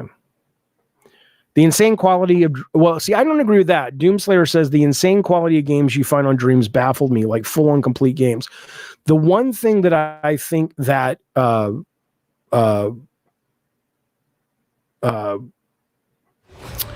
on. The one thing that I think Dreams did, though, was I think it really showed off the fact that making fun games is really hard. So what you had was a lot of people who made confident, well-made rip-offs of other people's games. But if you're, think about that for a minute, if you're going to really put in the effort to learn how to make a video game and make it compelling and commercial, why would you do it on Dreams where there's no money in it for you?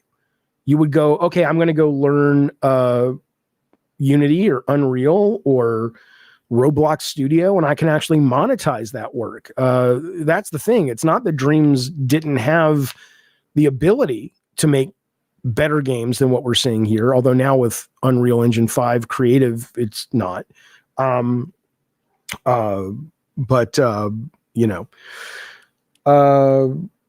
it really was, without the monetization, why would you do more than that? It just, I never understood that. Okay, so here's what you get. I'm not going to play this game, but this is what I'm talking about, right? So right at the very top of the Fortnite, you've got the games you've been playing. Okay, but whatever. Then you've got game collections, right? And lots of different games. There's a racing game. There's Fortnite Lego. There's a Ninja Turtles game.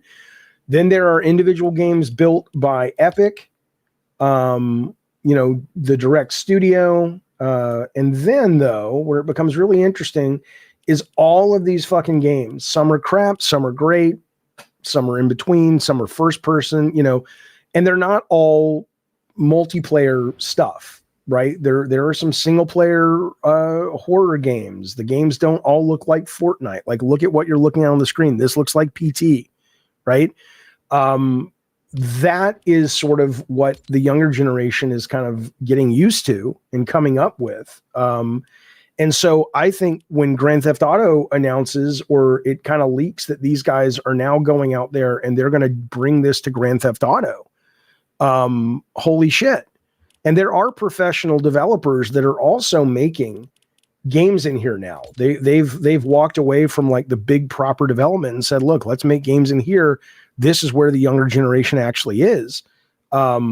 Let's put our products in here. And some of them are doing really well and some of them are being lost and no one's paying attention. But I think when Grand Theft Auto steps into this, it's going to be a game changer. I really, really think that. Because it's already, imagine not having to go through mod communities and all this shit. And suddenly you can get this just by logging into Grand Theft Auto Online. It's no longer kind of hidden behind all these little hoops you got to jump through. So anyway, I'm glad to hear they're doing it. I think it's exciting. I don't know if you're a console maker, if there's any way you can even deal with this. I just don't know how you would do it. And I think when everything does become streaming, you're going to end up having this, and you're going to end up having stuff like Twitch and YouTube streaming. And it's all just going to be this big interactive streaming thing coming to your television, and there won't even be consoles. But this shit's cool. Okay. Let's move forward, though, shall we? There's your Fortnite. There's your goddamn Fortnite. Okay. Let's go back. Let's go back to where we were, my friends. What else do we got lined up for today? Let's see. Look at this. Mike says, I don't want that type of content. No one else does. Mike, you're wrong. I mean, I would agree with you if this was a failed experiment, but this is what, ask anybody who knows kids, has little brothers, little sisters, whatever. This is what is being played. This is what they know. This is their, you got old, buddy. It happens.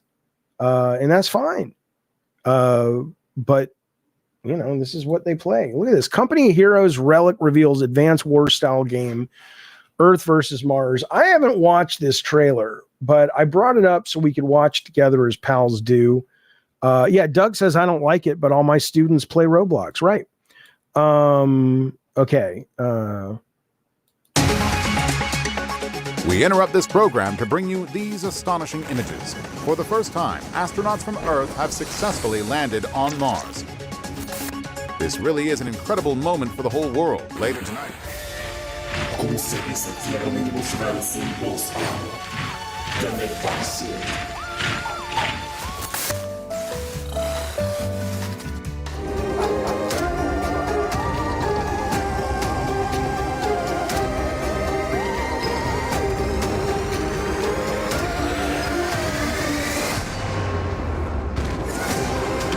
So it's kind of like Advance Wars, which is cool.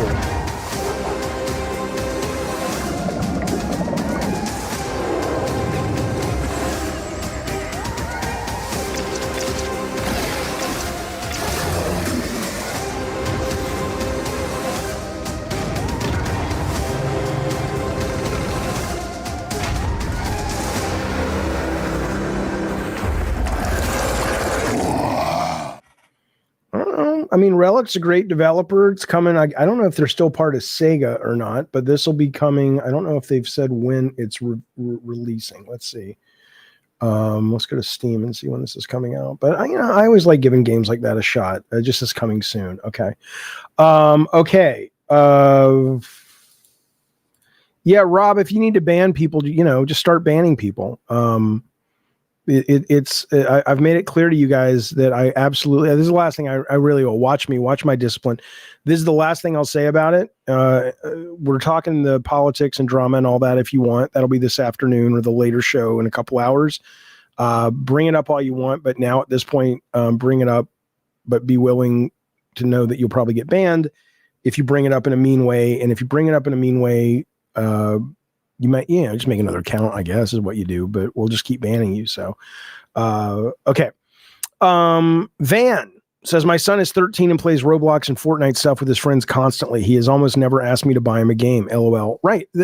That's the thing about so much of this, Van, is I wish the people that we have these conversations with would recognize that we're having two conversations, right? There is the conversation with the people who don't like this. And they go, this bothers me that this isn't what I know about gaming or what I came up with. And I think those people, it's like, yeah, I get it. It sucks for you. It doesn't mean games suck, but that kind of, like anything else, things grow and change and people fucking move on. But then there's the other conversation about just because you don't like it doesn't mean that this is not where the money is and this is not where the market is gone. And so it's like, it would be great if you could converse with those people and go, let's talk about the reason this bothers you. But let's not talk about it being not true or it being awful, because if it was awful, the audience would reject it. And if they rejected it, they wouldn't make it. I know this because I've made games the audience rejected and there's no sequel. I know this because Sony threw a lot of their weight when I was there behind 3D television. I don't think you can go buy a 3D television anymore, at least not like a mainstream one from Sony. So where did it go? It's cool how accessible games are now. I rarely get sucked into live services. I'll only dabble and move on. It's a generational thing. Yeah, absolutely agree. Absolutely agree. Okay. Yeah. Doomslayer says the kids are developing bad taste in games, Jaffe. They aren't cultured like me. I guess so. Listen to this. Drive-by Joe. Thank you, buddy. He says, I'm a little late on the stream, but I hope Fortnite comes out with a Tony Hawk and SSX tricky game mode. For all I know, they already have it. They have a great racing game. The guys who made what's the thing called, the Rocket League game, they made an excellent, and I don't know how well it's done for them, but it is incredibly fun racing game they've made in the Roblox engine. I don't know if you can mod it and change it or not, but it's really fucking good, man. It's really, really good. Okay.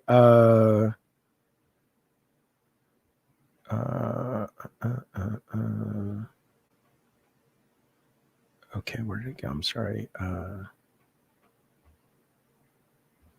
Okay. Yeah, if you have YouTube Premium, you won't get any ads. Ask your mom for her credit card, see if she'll let you see it. I haven't watched this yet. I wanted to watch this with you guys. It says, this is it. Kickstarter for our Game Finder versus dating app versus deck builder is go. If you share one of my things this year, this is the one. We'd love for this fun to shake up game discovery. I have no idea what this is. But let's fucking watch it. Here we go.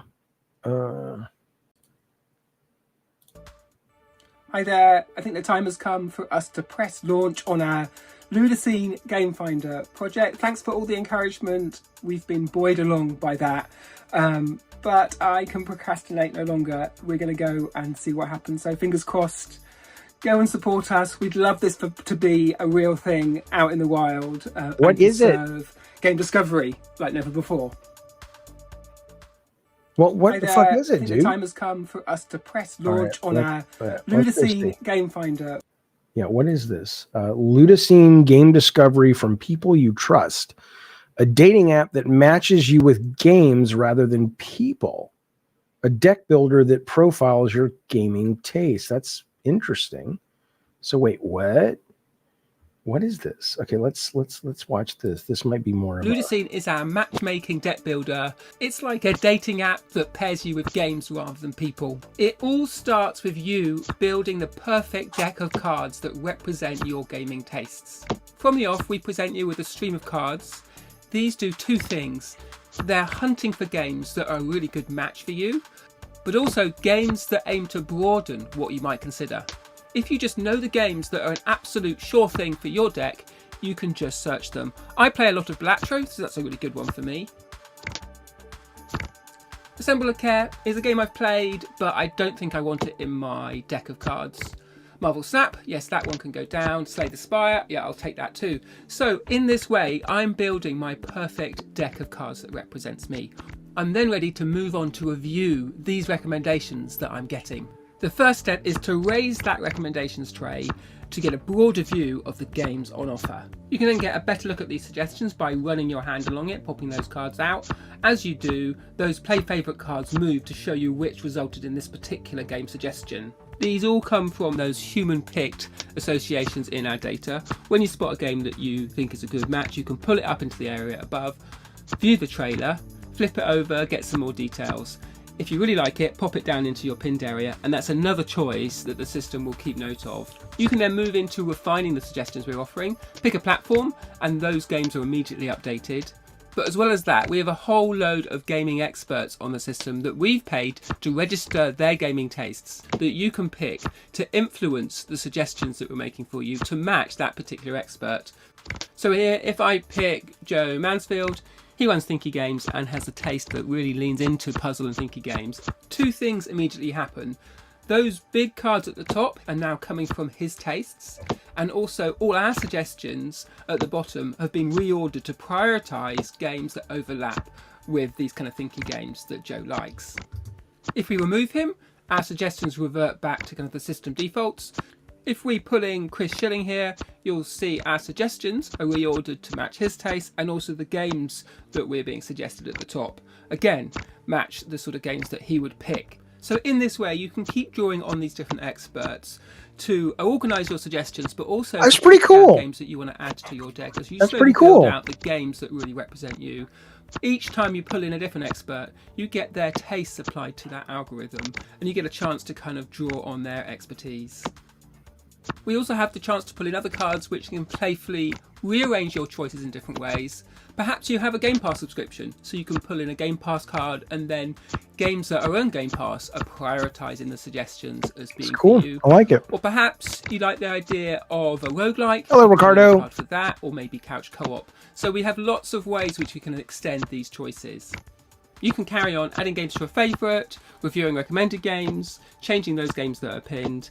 Once you've found a game or two you like, we have the best price right there for you to go and buy from the official storefront. That's cool too. You can just flip it over, click to see the prices, and then any sales will be listed and you can click through to purchase.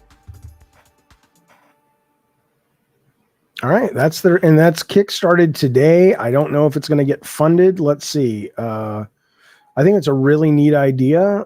It went live a couple of days ago. They're really far from there, but this is the first I've heard about it. So I'll check into it. I think that's a really neat idea. Here's the deal. Whether these guys do it or not, I think someone does need to come along and will come along that's going to be pretty successful when it comes to helping people, find games they want to play. If for no other reason, then it allows these people who come into the chat to say, what the fuck is going on? The games industry is terrible. There's no good games. It's like, dude, just go, please, here. Yes, this is really fucking good. What are you talking about? So maybe this will catch on. I'd love to see that happen. New Nike sneakers seem to be inspired by Donkey Kong. I'll tell you something. Maybe they are, maybe they're not. But if I'm Nintendo, I'd be looking at calling the fucking lawyers. Donkey Kong doesn't wear shoes, says Kotaku. But that said, though, hadn't stopped Nike from creating a new pair of sneakers that seemed to be directly inspired by the Donkey Kong and his popular platformers. It's pretty. I'm not a big shoe guy, sneakerhead, as the kids say, but it's kind of cool shoes. I like these. These are. I mean, I don't know if they're. I mean, I think it's the chunky little Nike swoosh that makes it actually lawsuitable. There's something about that feels very Donkey Kong. But and then it's got like the stuff on the bottom. You got the bananas. You got the coins. The DS. I don't know, man. This seems if it's not Nintendo branded, somebody at Nike's a fucking moron in the legal department. Because this feels very, very, very Donkey Kong. Let's see what these cost. Let's go back. Okay, let's see. They're Air One Max variants. And they may be, though. It says the big giveaway that these shoes are connected and his games can be found on the inside. The insoles feature pixelated mud and dirt, DK style coins, and even a smush low-res banana. Oh, and a big gold coin can be spotted on the back of the shoes. Yeah, these are Donkey Kong shoes, all right. And they look pretty snazzy. It makes sense Nike's latest would be inspired by a retro game. There's no release date, though Sneaker News reports the upcoming variants might arrive in late spring. All right, well, I honestly haven't bought tennis shoes since the pandemic because, I don't need them. But that's pretty good. It sounds like it is a Nintendo sponsored thing, but it's just not official yet. Let me see if we want to cover any of this other stuff. Metal Eden we can talk about tomorrow. Dodgeball we'll talk about tomorrow. All right, here's what we're gonna do. Listen, yeah, Tech Protect. If you want to call in, now's the time to call in. Tech, I'll tell you what we're gonna do. Here's what we're gonna do now. We are gonna do Jaffe Speaks coming up. I'm sorry you have a DUI, man. That sucks. Tech, hop on real quick. Let's chat for a minute. All right.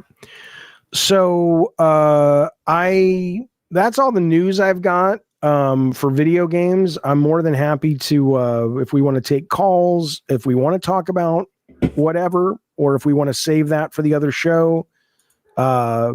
Obviously we are going to be doing a show later. We could keep going. I have the energy. I'm kind of out of news. How do you want to play this? What are you thinking? We're doing another stream tonight, right?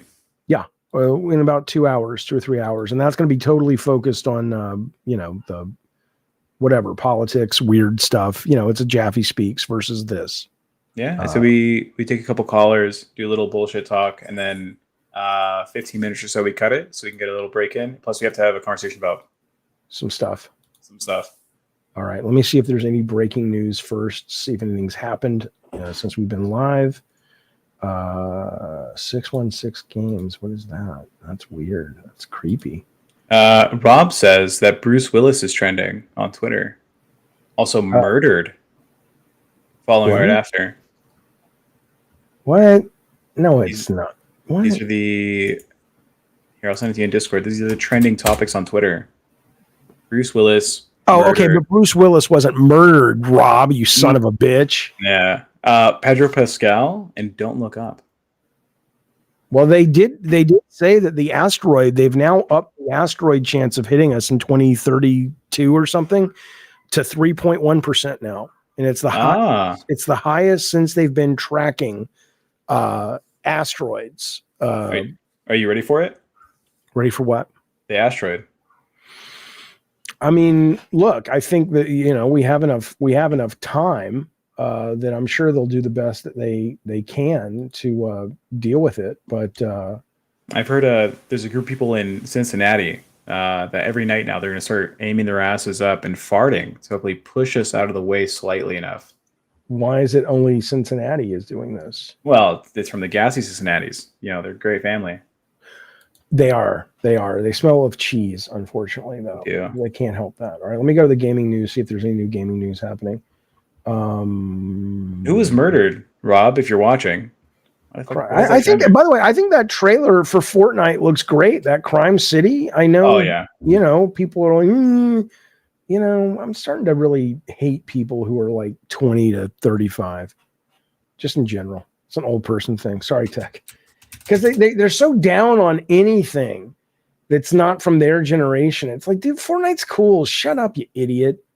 They probably never even played it. Probably haven't played it in a long time. It's the asteroid is not a world-ending thing, but for sure, Matayu. But it is it'll whatever gets hit by it is that's all she wrote for that fucking thing. All right, I'm just checking. I don't think there's any new news, so we can talk about whatever one moment. There's new Call of Duty season hitting tomorrow. I want to play Call of Duty. NeoGAF.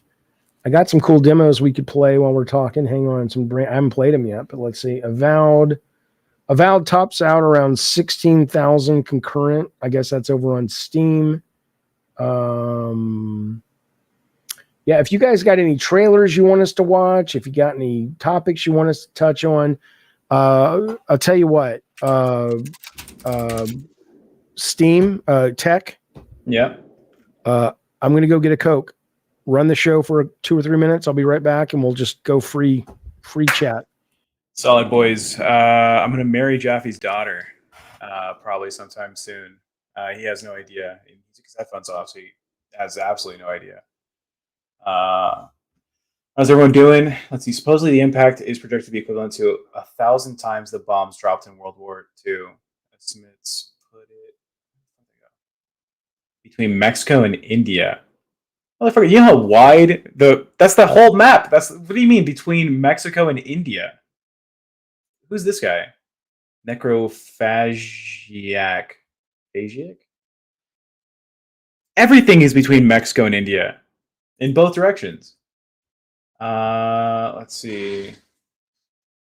Coke as in cocaine? No, he drinks a lot of Diet Coke. Tell us where the bodies are buried. Where Jaffe's bodies are buried? Secret is that he minces them up. But he doesn't eat them because Jaffe hates meat. Let's see. Play Wario Land. Will you invite the chat to the wedding? Yeah, it's going to be at the back of the Olive Garden. So bring your bib. Did Jaffe react to the second Phantom Blade Zero trailer? I don't think so. Let's see. Are you gonna ask Jaffe for? I asked. David Gaynor says, "Am I gonna ask Jaffe for permission?" I asked him. You know what he said on stream? He's like, "That's a dumb idea. Don't fucking get married."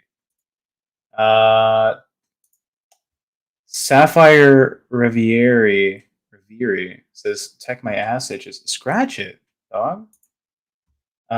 He probably hasn't missed it. Oreo garlic. Let's see. It won't hit the Bible. It won't hit the Bible. Would have mentioned it. True, CC. What a great fucking post. Probably feeds him to Ace. True. Jaffe have a nice cutoff to wear. What is a cutoff? Am I so fashion illiterate?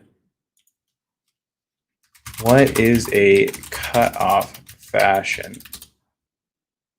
What does that look like? Oh, they're just like shorts? You're asking if Jaffe has fucking cut denim shorts? No, man, I've never seen the man in shorts ever. I guess just illiterate. Illiterate? I can read it at like a 8th grade level, at least. How, is everyone just supposed to know what a cutoff is? Also, no, it looks like a cutoff can also be a battle vest used by motorcycle gangs. Is that what you meant? Is that your cutoff fucking shirt? Yeah, see, there was 2 interpretations. You're the illiterate one, you fucking so-and-so from the Cincinnati so-and-sos. You smell like cheese. Keep talking. I got to drink and eat. What's going on? Yeah. Who's illiterate? What happened? This fucking Sapphire Rivieri asked if you have a nice cutoff to wear. And I was like, what the fuck? What is a cutoff? Is a t-shirt. Well, no, apparently it's cut off jean shorts. Oh, okay. Yeah, but then she calls me illiterate for not knowing what the fuck that she meant. She's like, "Oh, you must be illiterate." Bitch, there's 2 different versions of what that could have been, and I had no idea. It's scintillating conversation. Tech for Tech, has David Jaffe ever cooked you anything? Yeah, you made a. What do you call it? The trail mix. Nuts and bolts. Nuts and bolts. It was pretty good. Mm-hmm. The question makes me feel old. True.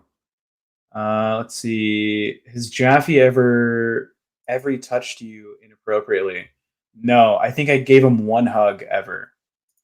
Robin Mott says, "Do I need to pay for my Olive Garden, or is it included in the wedding? It'll be part of the unlimited breadsticks and salads, so you don't have to worry." I'm sorry. There's a wedding. We're going to a wedding. Oh yeah, me and your daughter are getting married at the Olive Hey, Garden. if you guys get married at the Olive Garden, you have my blessing. Jaffe, are you going to LolCal Fat Camp with Review Tech? Says Richard Joseph. Well, we don't know. Jaffe's not fat. He just looks that way on camera. What is LolCal Fat Camp? They're doing this thing where the overweight hosts on the show lose weight as like a challenge. No. Apparently, Boogie has faked an injury so he doesn't have to compete anymore. No. Here's what I'll tell you. So, joking aside, I mean, I am on Ozempic. I've just gotten back on it because I kind of went on Wegovy and it fucked everything up. And it seems to be working. Like I'm eating a lot less again. But I don't believe in those people who are, when you lose weight, it's like, yay, you lost weight. You did so great. Yeah, it's like, shut up. Shut up. Most people, 95% of people who lose weight on a diet gain it back. That's just the fucking facts, right? I know people who are like, and I've been one of those people. I've been one of those people that lost a lot of weight and you get all the kudos and you feel great for a couple of weeks. And then you just, but you've starved yourself to get to that. All you do is think about food and it's miserable, And so fundamentally, for me, the Ozempic seems to be working. And, if it works to the point that it gets me down to a healthy weight, great. If not, I'll look into other options. But it's not going to come from eating carrots instead of eating cookies. It's not going to come from, just hit the gym 5 times a week. Oh, you're stressed. That's why you eat. No, just go to the gym. Shut up is my answer to you. Shut up. You know nothing about this. So no, I will not be joining that because I don't believe in it. I think it's unhealthy. Oh yeah, we're timing out Anthony Wright, by the way, for 5 minutes. Come on. Oh Lord, don't do that, please. Don't do that. Jaffe is getting married. Would you ever get remarried? Would you ever? Are you on the market? Is that a thing? Well, here's what I'll tell you. Hang on. Talk while I chew, so I don't have to eat and chew on those things. Hey guys, Jaffe is interested in any women or very feminine men. If you're out there, but you have to be like extremely feminine. Like the needle has to be past go. All right, like an old Ford Mustang where like the speedometer would go all the way around, and you're going like negative miles per hour. You have to be that feminine. Thank you, Rob the Mud. Let's see, and there it goes. People on Ozempic look like corpses. I think everyone looks like corpses because I think corpses look like people. That's like highly mutilated and they're like, whatever A seats. Yes, he's the creator of God of War. Anthony Wright, I'm gonna ban you from the chat for a day. I'm timing you out. Okay, so let me read this chat real quick. This is the problem I have with people like this. Hashi says, so putting in work and determination deserves laughter and mocking. No. But taking a drug and stuffing your face is a wise decision. No, I didn't say that. That's you reading into it. What I said was this, is I have done the putting in work and determination when it comes to health, when it comes to being underweight or whatever. I was spinning sometimes twice a day. I was counting calories. There is a difference between being a sloth and simply being disengaged from caring about your health and going, some people, especially in, how do I articulate this so you'll understand, Hashi? I think it's this. We are told as a society, here are all the things that are acceptable. You have to work hard. You have to have money. You have to be in shape. You have to care about this. You have to care about that. And also, by the way, you got to grind. You got to rise and grind. You got, most people are simply unable to function at that level of demand of doing all of those things. Okay. I'm fully aware that if I put in a lot of work and determination, I could be 160 pounds of nothing but almost muscle and zero body fat. I get it. I'm a smart guy. I understand how science works. But I also understand that it's unfair and cruel to demand that everyone follow everyone else's roadmap that they have found works for them. Okay. I don't want to wake up at 5 o'clock in the morning and go work out. I'd rather wake up at 5 in the morning and search the news and find things that I can talk about on my stream, because that brings me more joy. Durali says, and I'll get back to that, but yeah, Durali, yes, you're talking about identifying the underlying psychological reason for behaviors like stress eating and resolving it. Yes, that is the only thing that actually works, if you're not talking about also just the genetics of people and the fact that, we all make different choices. So if you decide that you need cocaine to help you through the day, that's your particular choice of what you've done in order to live up to society standards. For me, if I can take Ozempic, which I can, and get healthier, which it does work for me, why would I not do that? That's like asking someone, well, I could drive my car to come see you and I'll be there in 5 minutes, or I could walk and I'll be there in 3 hours. Why are you driving? Well, so you got to drive there. You can't just walk there. It's like, you guys have become so fucking judgy. It's really not good for this country. It's not good for this world. It's like, back the fuck up. Everybody's got their bag of hammers. Everybody struggles with things. Everybody's got problems. And if I choose to stick a needle in myself once a week in order to prevent me from having diabetes, to prevent me from being heavier than I am, and hopefully not have a heart attack and actually become a corpse, well, you know what? That's what I'll fucking do. And so, stop being such a judgy fuck. It's not a good look for you. And it's also just putting mean shit out in the world. Am I right, Tech Protect, or am I right? That's true. Yeah. I used to love going to spin class. I really did, Mutant Mo. I would go to spin class. I loved it. And I might start going back again, because I do genuinely love it. And there's one right around the corner. It's excellent. It's excellent.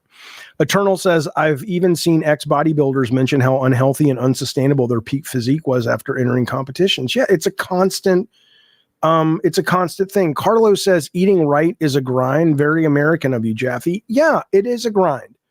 It's a grind to say, you know what, instead of just, I want you to understand this. I want you to understand how easily manipulated you are being right now. Okay.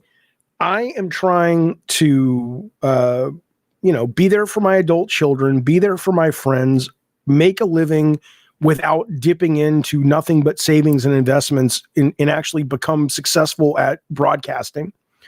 And if I have a button that exists up there, compliments of, what's his name? The guy with the lazy eye, with the bald head, Amazon guy, Bezos, that I can click on Grubhub and in 10 minutes, food is here. I'm going to do that. Okay. It doesn't mean that I don't have the awareness that, making Brussels sprouts and air frying something is, it's just like, stop assuming. We would be so much better as a people if we would stop assuming that everyone else is a fucking idiot and you're not. And people could say, but Jeff, you do that all the time. I only do that when you offer up evidence that you're a fucking moron. Right?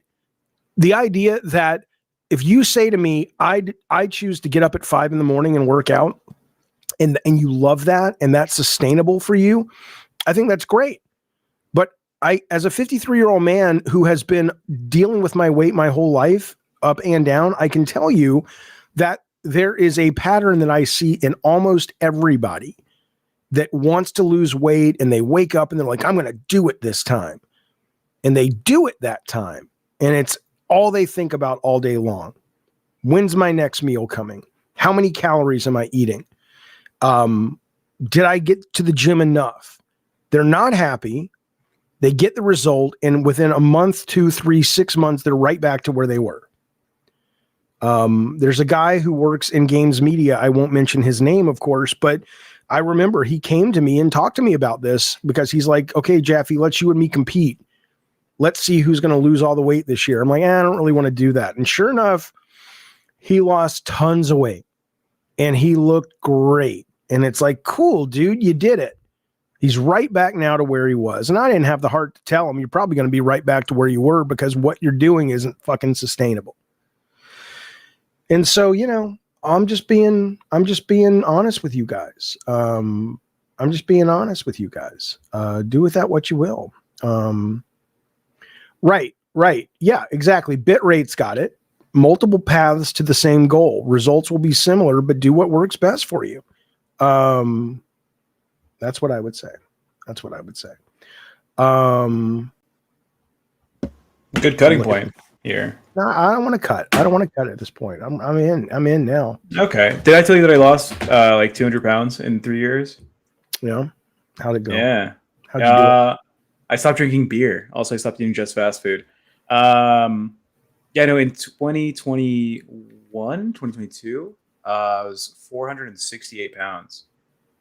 Should have gained the extra pound. So my top goal was 69. Yeah, but anyways, cut the fast food, cut the regular sodas and beer, dropped a lot of weight. The reason why is I went to the doctor because I thought I had sleep apnea. Oh. They were like, well, sir, you measure this many inches around and you're this tall. So like geometrically, if I put that into a computer, you're a sphere. And I was like, that's probably not good. That's not the shape of a body. Right. But you did it out of, I assume, fear. No, I was like, if I died, like the operation to get me out of a building would be kind of like dramatic. So that'd be too funny for my death. I want to like be able to be carried by like 2 bigger guys. So like, yeah, let me lose some weight. And I got a dog. So he's a good boy. He helped me lose. No, Kurt's great. Yeah, Yeah, but I mean, everybody, everybody's just so fucking mean about it. It's like, why can't people just be like, I mean, I'm honest about being overweight. I don't like it. It's not comfortable. I certainly present better as a human being when I don't have the big pot belly. You think I want to be overweight? I mean, I don't think you want to be stupid, whoever made that comment. I mean, but it is what it is. It's not like I'm the nicest guy in the world. If you're a dick to me, I'll be a dick right back to you. But I don't come out punching. I'm Miyagi-Do, baby. I only punch when I'm attacked. But I will tell you that, yeah, it's not yet. Relax, bruh says disagreeing does not equate to being mean. Of course it doesn't. But acting as if you have all the data and I'm just a moron. Do you really think I've made it this far in life without recognizing the awareness that, oh, you mean if I eat less and expend more calories than I put into my body, I'll lose weight?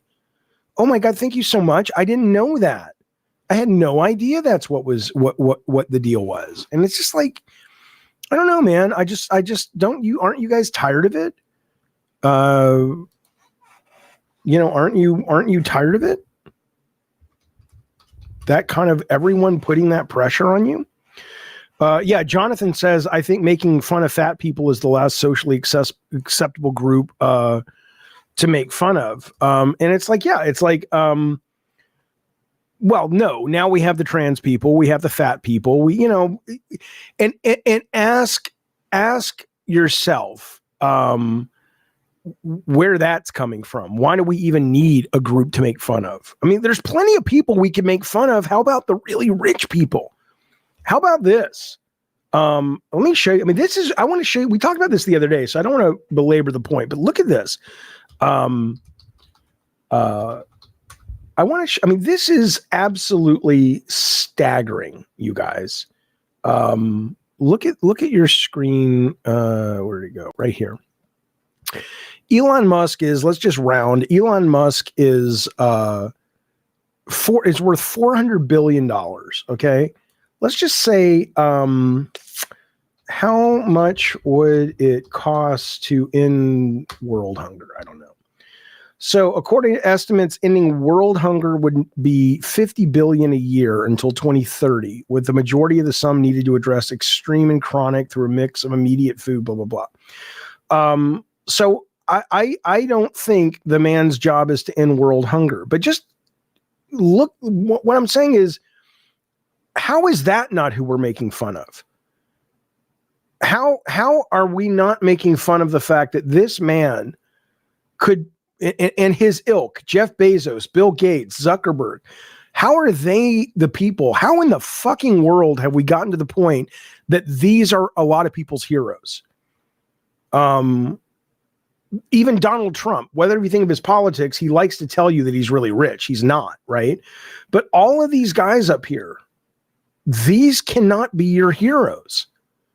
It is vulgar that you make that much money and there's that much suffering in the world, and instead of actually using that to make at least some of that, this man, I mean, I want you to think about this. This man could lose $350 billion. He could give it to all these great causes. He would still have $50 billion for his own personal shit. And you're going to make fun of somebody for being fat or being trans, or you know, praying to the Muslim, to the what is it? Not who, the Muslims pray to. You can't dress up as them. You can't make a cartoon picture about them. Muhammad. Or you're gonna make fun of the Jews or the Christians, whatever. That's who we should be making fun of.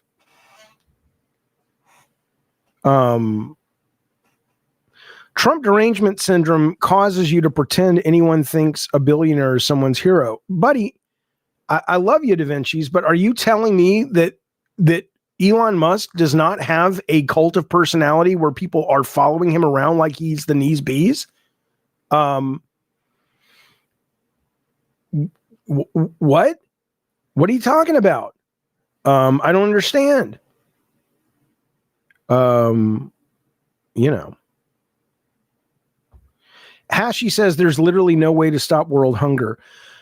Okay, there may be zero way to officially make it so no one ever goes hungry again, but there is probably ways to say, you know what? Let's just take America.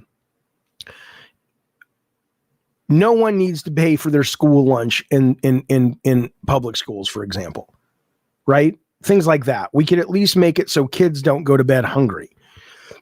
There's a lot that we could fucking do that would make it better.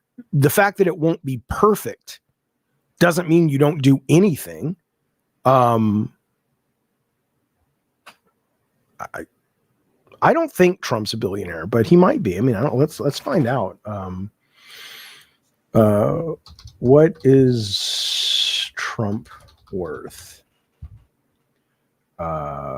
Okay, for decades, Forbes has assessed it at 6.8 billion. Okay, so you may be right. 5.8 billion, most derived from real estate. Okay. Okay, Byte says that's false. We have plenty of food. There's no shortage of food. Okay, but are you telling me that people have access to the food? Are you saying that hunger in America is not a problem, that kids, if they want to eat, there's never a problem for them being able to eat? Is that what you're saying? Or you may not be saying that. I don't know. Yeah, Hashi says there are things you can do. How about ending insane government spending? Okay, define that, though. We are in a republic. Okay, so sure, there's a lot of horrible, stupid spending. And I think it's great at a conceptual level that they want to look at that. But I think you also have to understand that you know, it's not simple. And I know a lot of you guys want to make it feel like it's simple. Like, oh, we'll just cut this and just cut that. Well, we're seeing what's happening, right? I mean, I don't think it's an accident that, you know, since a lot of these cuts started, we've had what, 4 plane crashes? When's the last time we had 4 fucking plane crashes? Air Traffic Union analyzing safety impact of FAA firings. You know, do we need all the money to go to the military? I don't know. Maybe. I'm not wise enough or experienced enough to say that the military spending that we're doing is 100% on the up and up. I know the Pentagon got $84 billion and they can't account for where it went. They won't tell anybody where it went. So, you know, but sure, let's, you know, I mean, this was funny. Dragon Max, all the LGBT spending going to trash is best stuff. That's why I voted for Trump. All that spending doesn't make this is why I'm saying, man, let's spend it on media literacy. All that spending doesn't come close to the $85 million that has been lost by the goddamn Pentagon. You know, yeah, give people basic universal income and food problem will fix itself. Absolutely.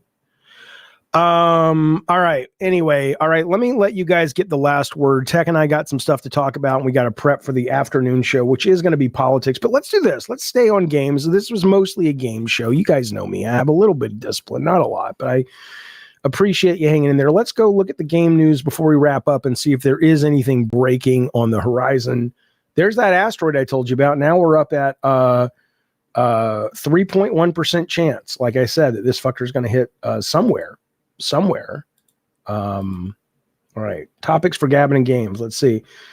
What do we got? Anything interesting? There's old Johnny Storm. I might have to reinstall that game. I don't know, man. I don't know. I really like it, but I just don't know if I make the time. I was so disappointed that Batman Ninja versus Yakuza, just people hated the Batman Ninja movie. It was such a cool looking movie that I may fucking watch it. I may watch it anyway and just say, fuck it. Fuck it, I don't care. You can't tell me what to do. You're not my dad. Because isn't that cool? The designs for Batman Ninja. Fuck that. Has anybody seen it? Is it worth watching, or is it really as bad as they say? Oh yeah, fuck yeah. Listen, let's stay with games. Steam Next Fest. Listen, that's coming next week. But listen. The first Berserker Kazan, great fucking demo. That's out now. If I play games tonight, I will be playing Lost Records Bloom and Rage. That's out day one, PlayStation Plus. Pick it up for free, for free. What else? Lawless, we looked at that already. That's coming Friday. All right, let's go to NeoGAF. Let's see if there's any news on NeoGAF. NeoGAF is like TMZ. It'll hit there first, even if it's not always accurate. Marvel Rivals, we talked about that. Avowed, Moriarty, Shuhei. All this is old news. We covered it, baby. We're good. We are good. Look, we may disagree with one another when it comes to the politicking and progressive values, Trump derangement syndrome, all that. We may disagree. And we may even disagree, and I think we do, on the fact that some of you guys think there aren't really good video games out there. God knows why, because there's some great fucking stuff out there. But I think we all do agree that video games are the greatest goddamn thing in the world. And when the shit goes down and the asteroids start heading our way, I'll be hugging my kids and shit, and then I'll be playing some video games, going, fuck it. I'm on the way out. Fuck it. I'll be playing some games. Think about that. That's the question. Kevin Sal, thank you for the super chat. Says, can I get a hallelujah? Only do it as Medea. Hallelujah. I like Medea. She's my girlfriend. Listen, I love you as well, Solid Python. Listen, I want to tell you about this. On the afternoon show or tomorrow's show, I want you to think about it. If the asteroid was coming, and you were not with friends and family and you were going to die alone and you had a video game, you could play one last video game for an hour and then go out when the asteroid hits. I'm laughing at Kevin saying, damn, wasted $2. What would the game be that you play? I don't know. I have to really do some thinking about that. And I don't do the multiplayer thing, because then it's like, oh, but I could see my friends I mean, I guess if you want to, that can be allowed. But I'm curious. What would you play? What would you play? Mutant Mo says I would go out gooning. Sorry, video games. No, you have to. No, I would not be high. Gabe, thank you, buddy. He says God of War 1. Necro says Silent Hill. Lord Garth been a member for 39 months. Thank you, buddy. He says, will Jaffe be high when it hits? No. I'd like to think no.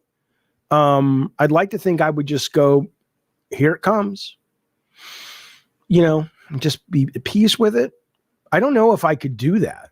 I don't know if I have it in me to be that guy. But I'd like to think I could be that guy. That I could just be like, well, this has been a trip. My kids are if I can't be with them, hopefully they're with other loved ones. My friends and family are with other loved ones. And I'm like, this was fun. Right? That's what I'm thinking. In the meantime, we'll be back. What is it now? 3. We'll be back. Let's shoot for 6 o'clock, Tech Protect. 6 o'clock will be more of a anything goes show.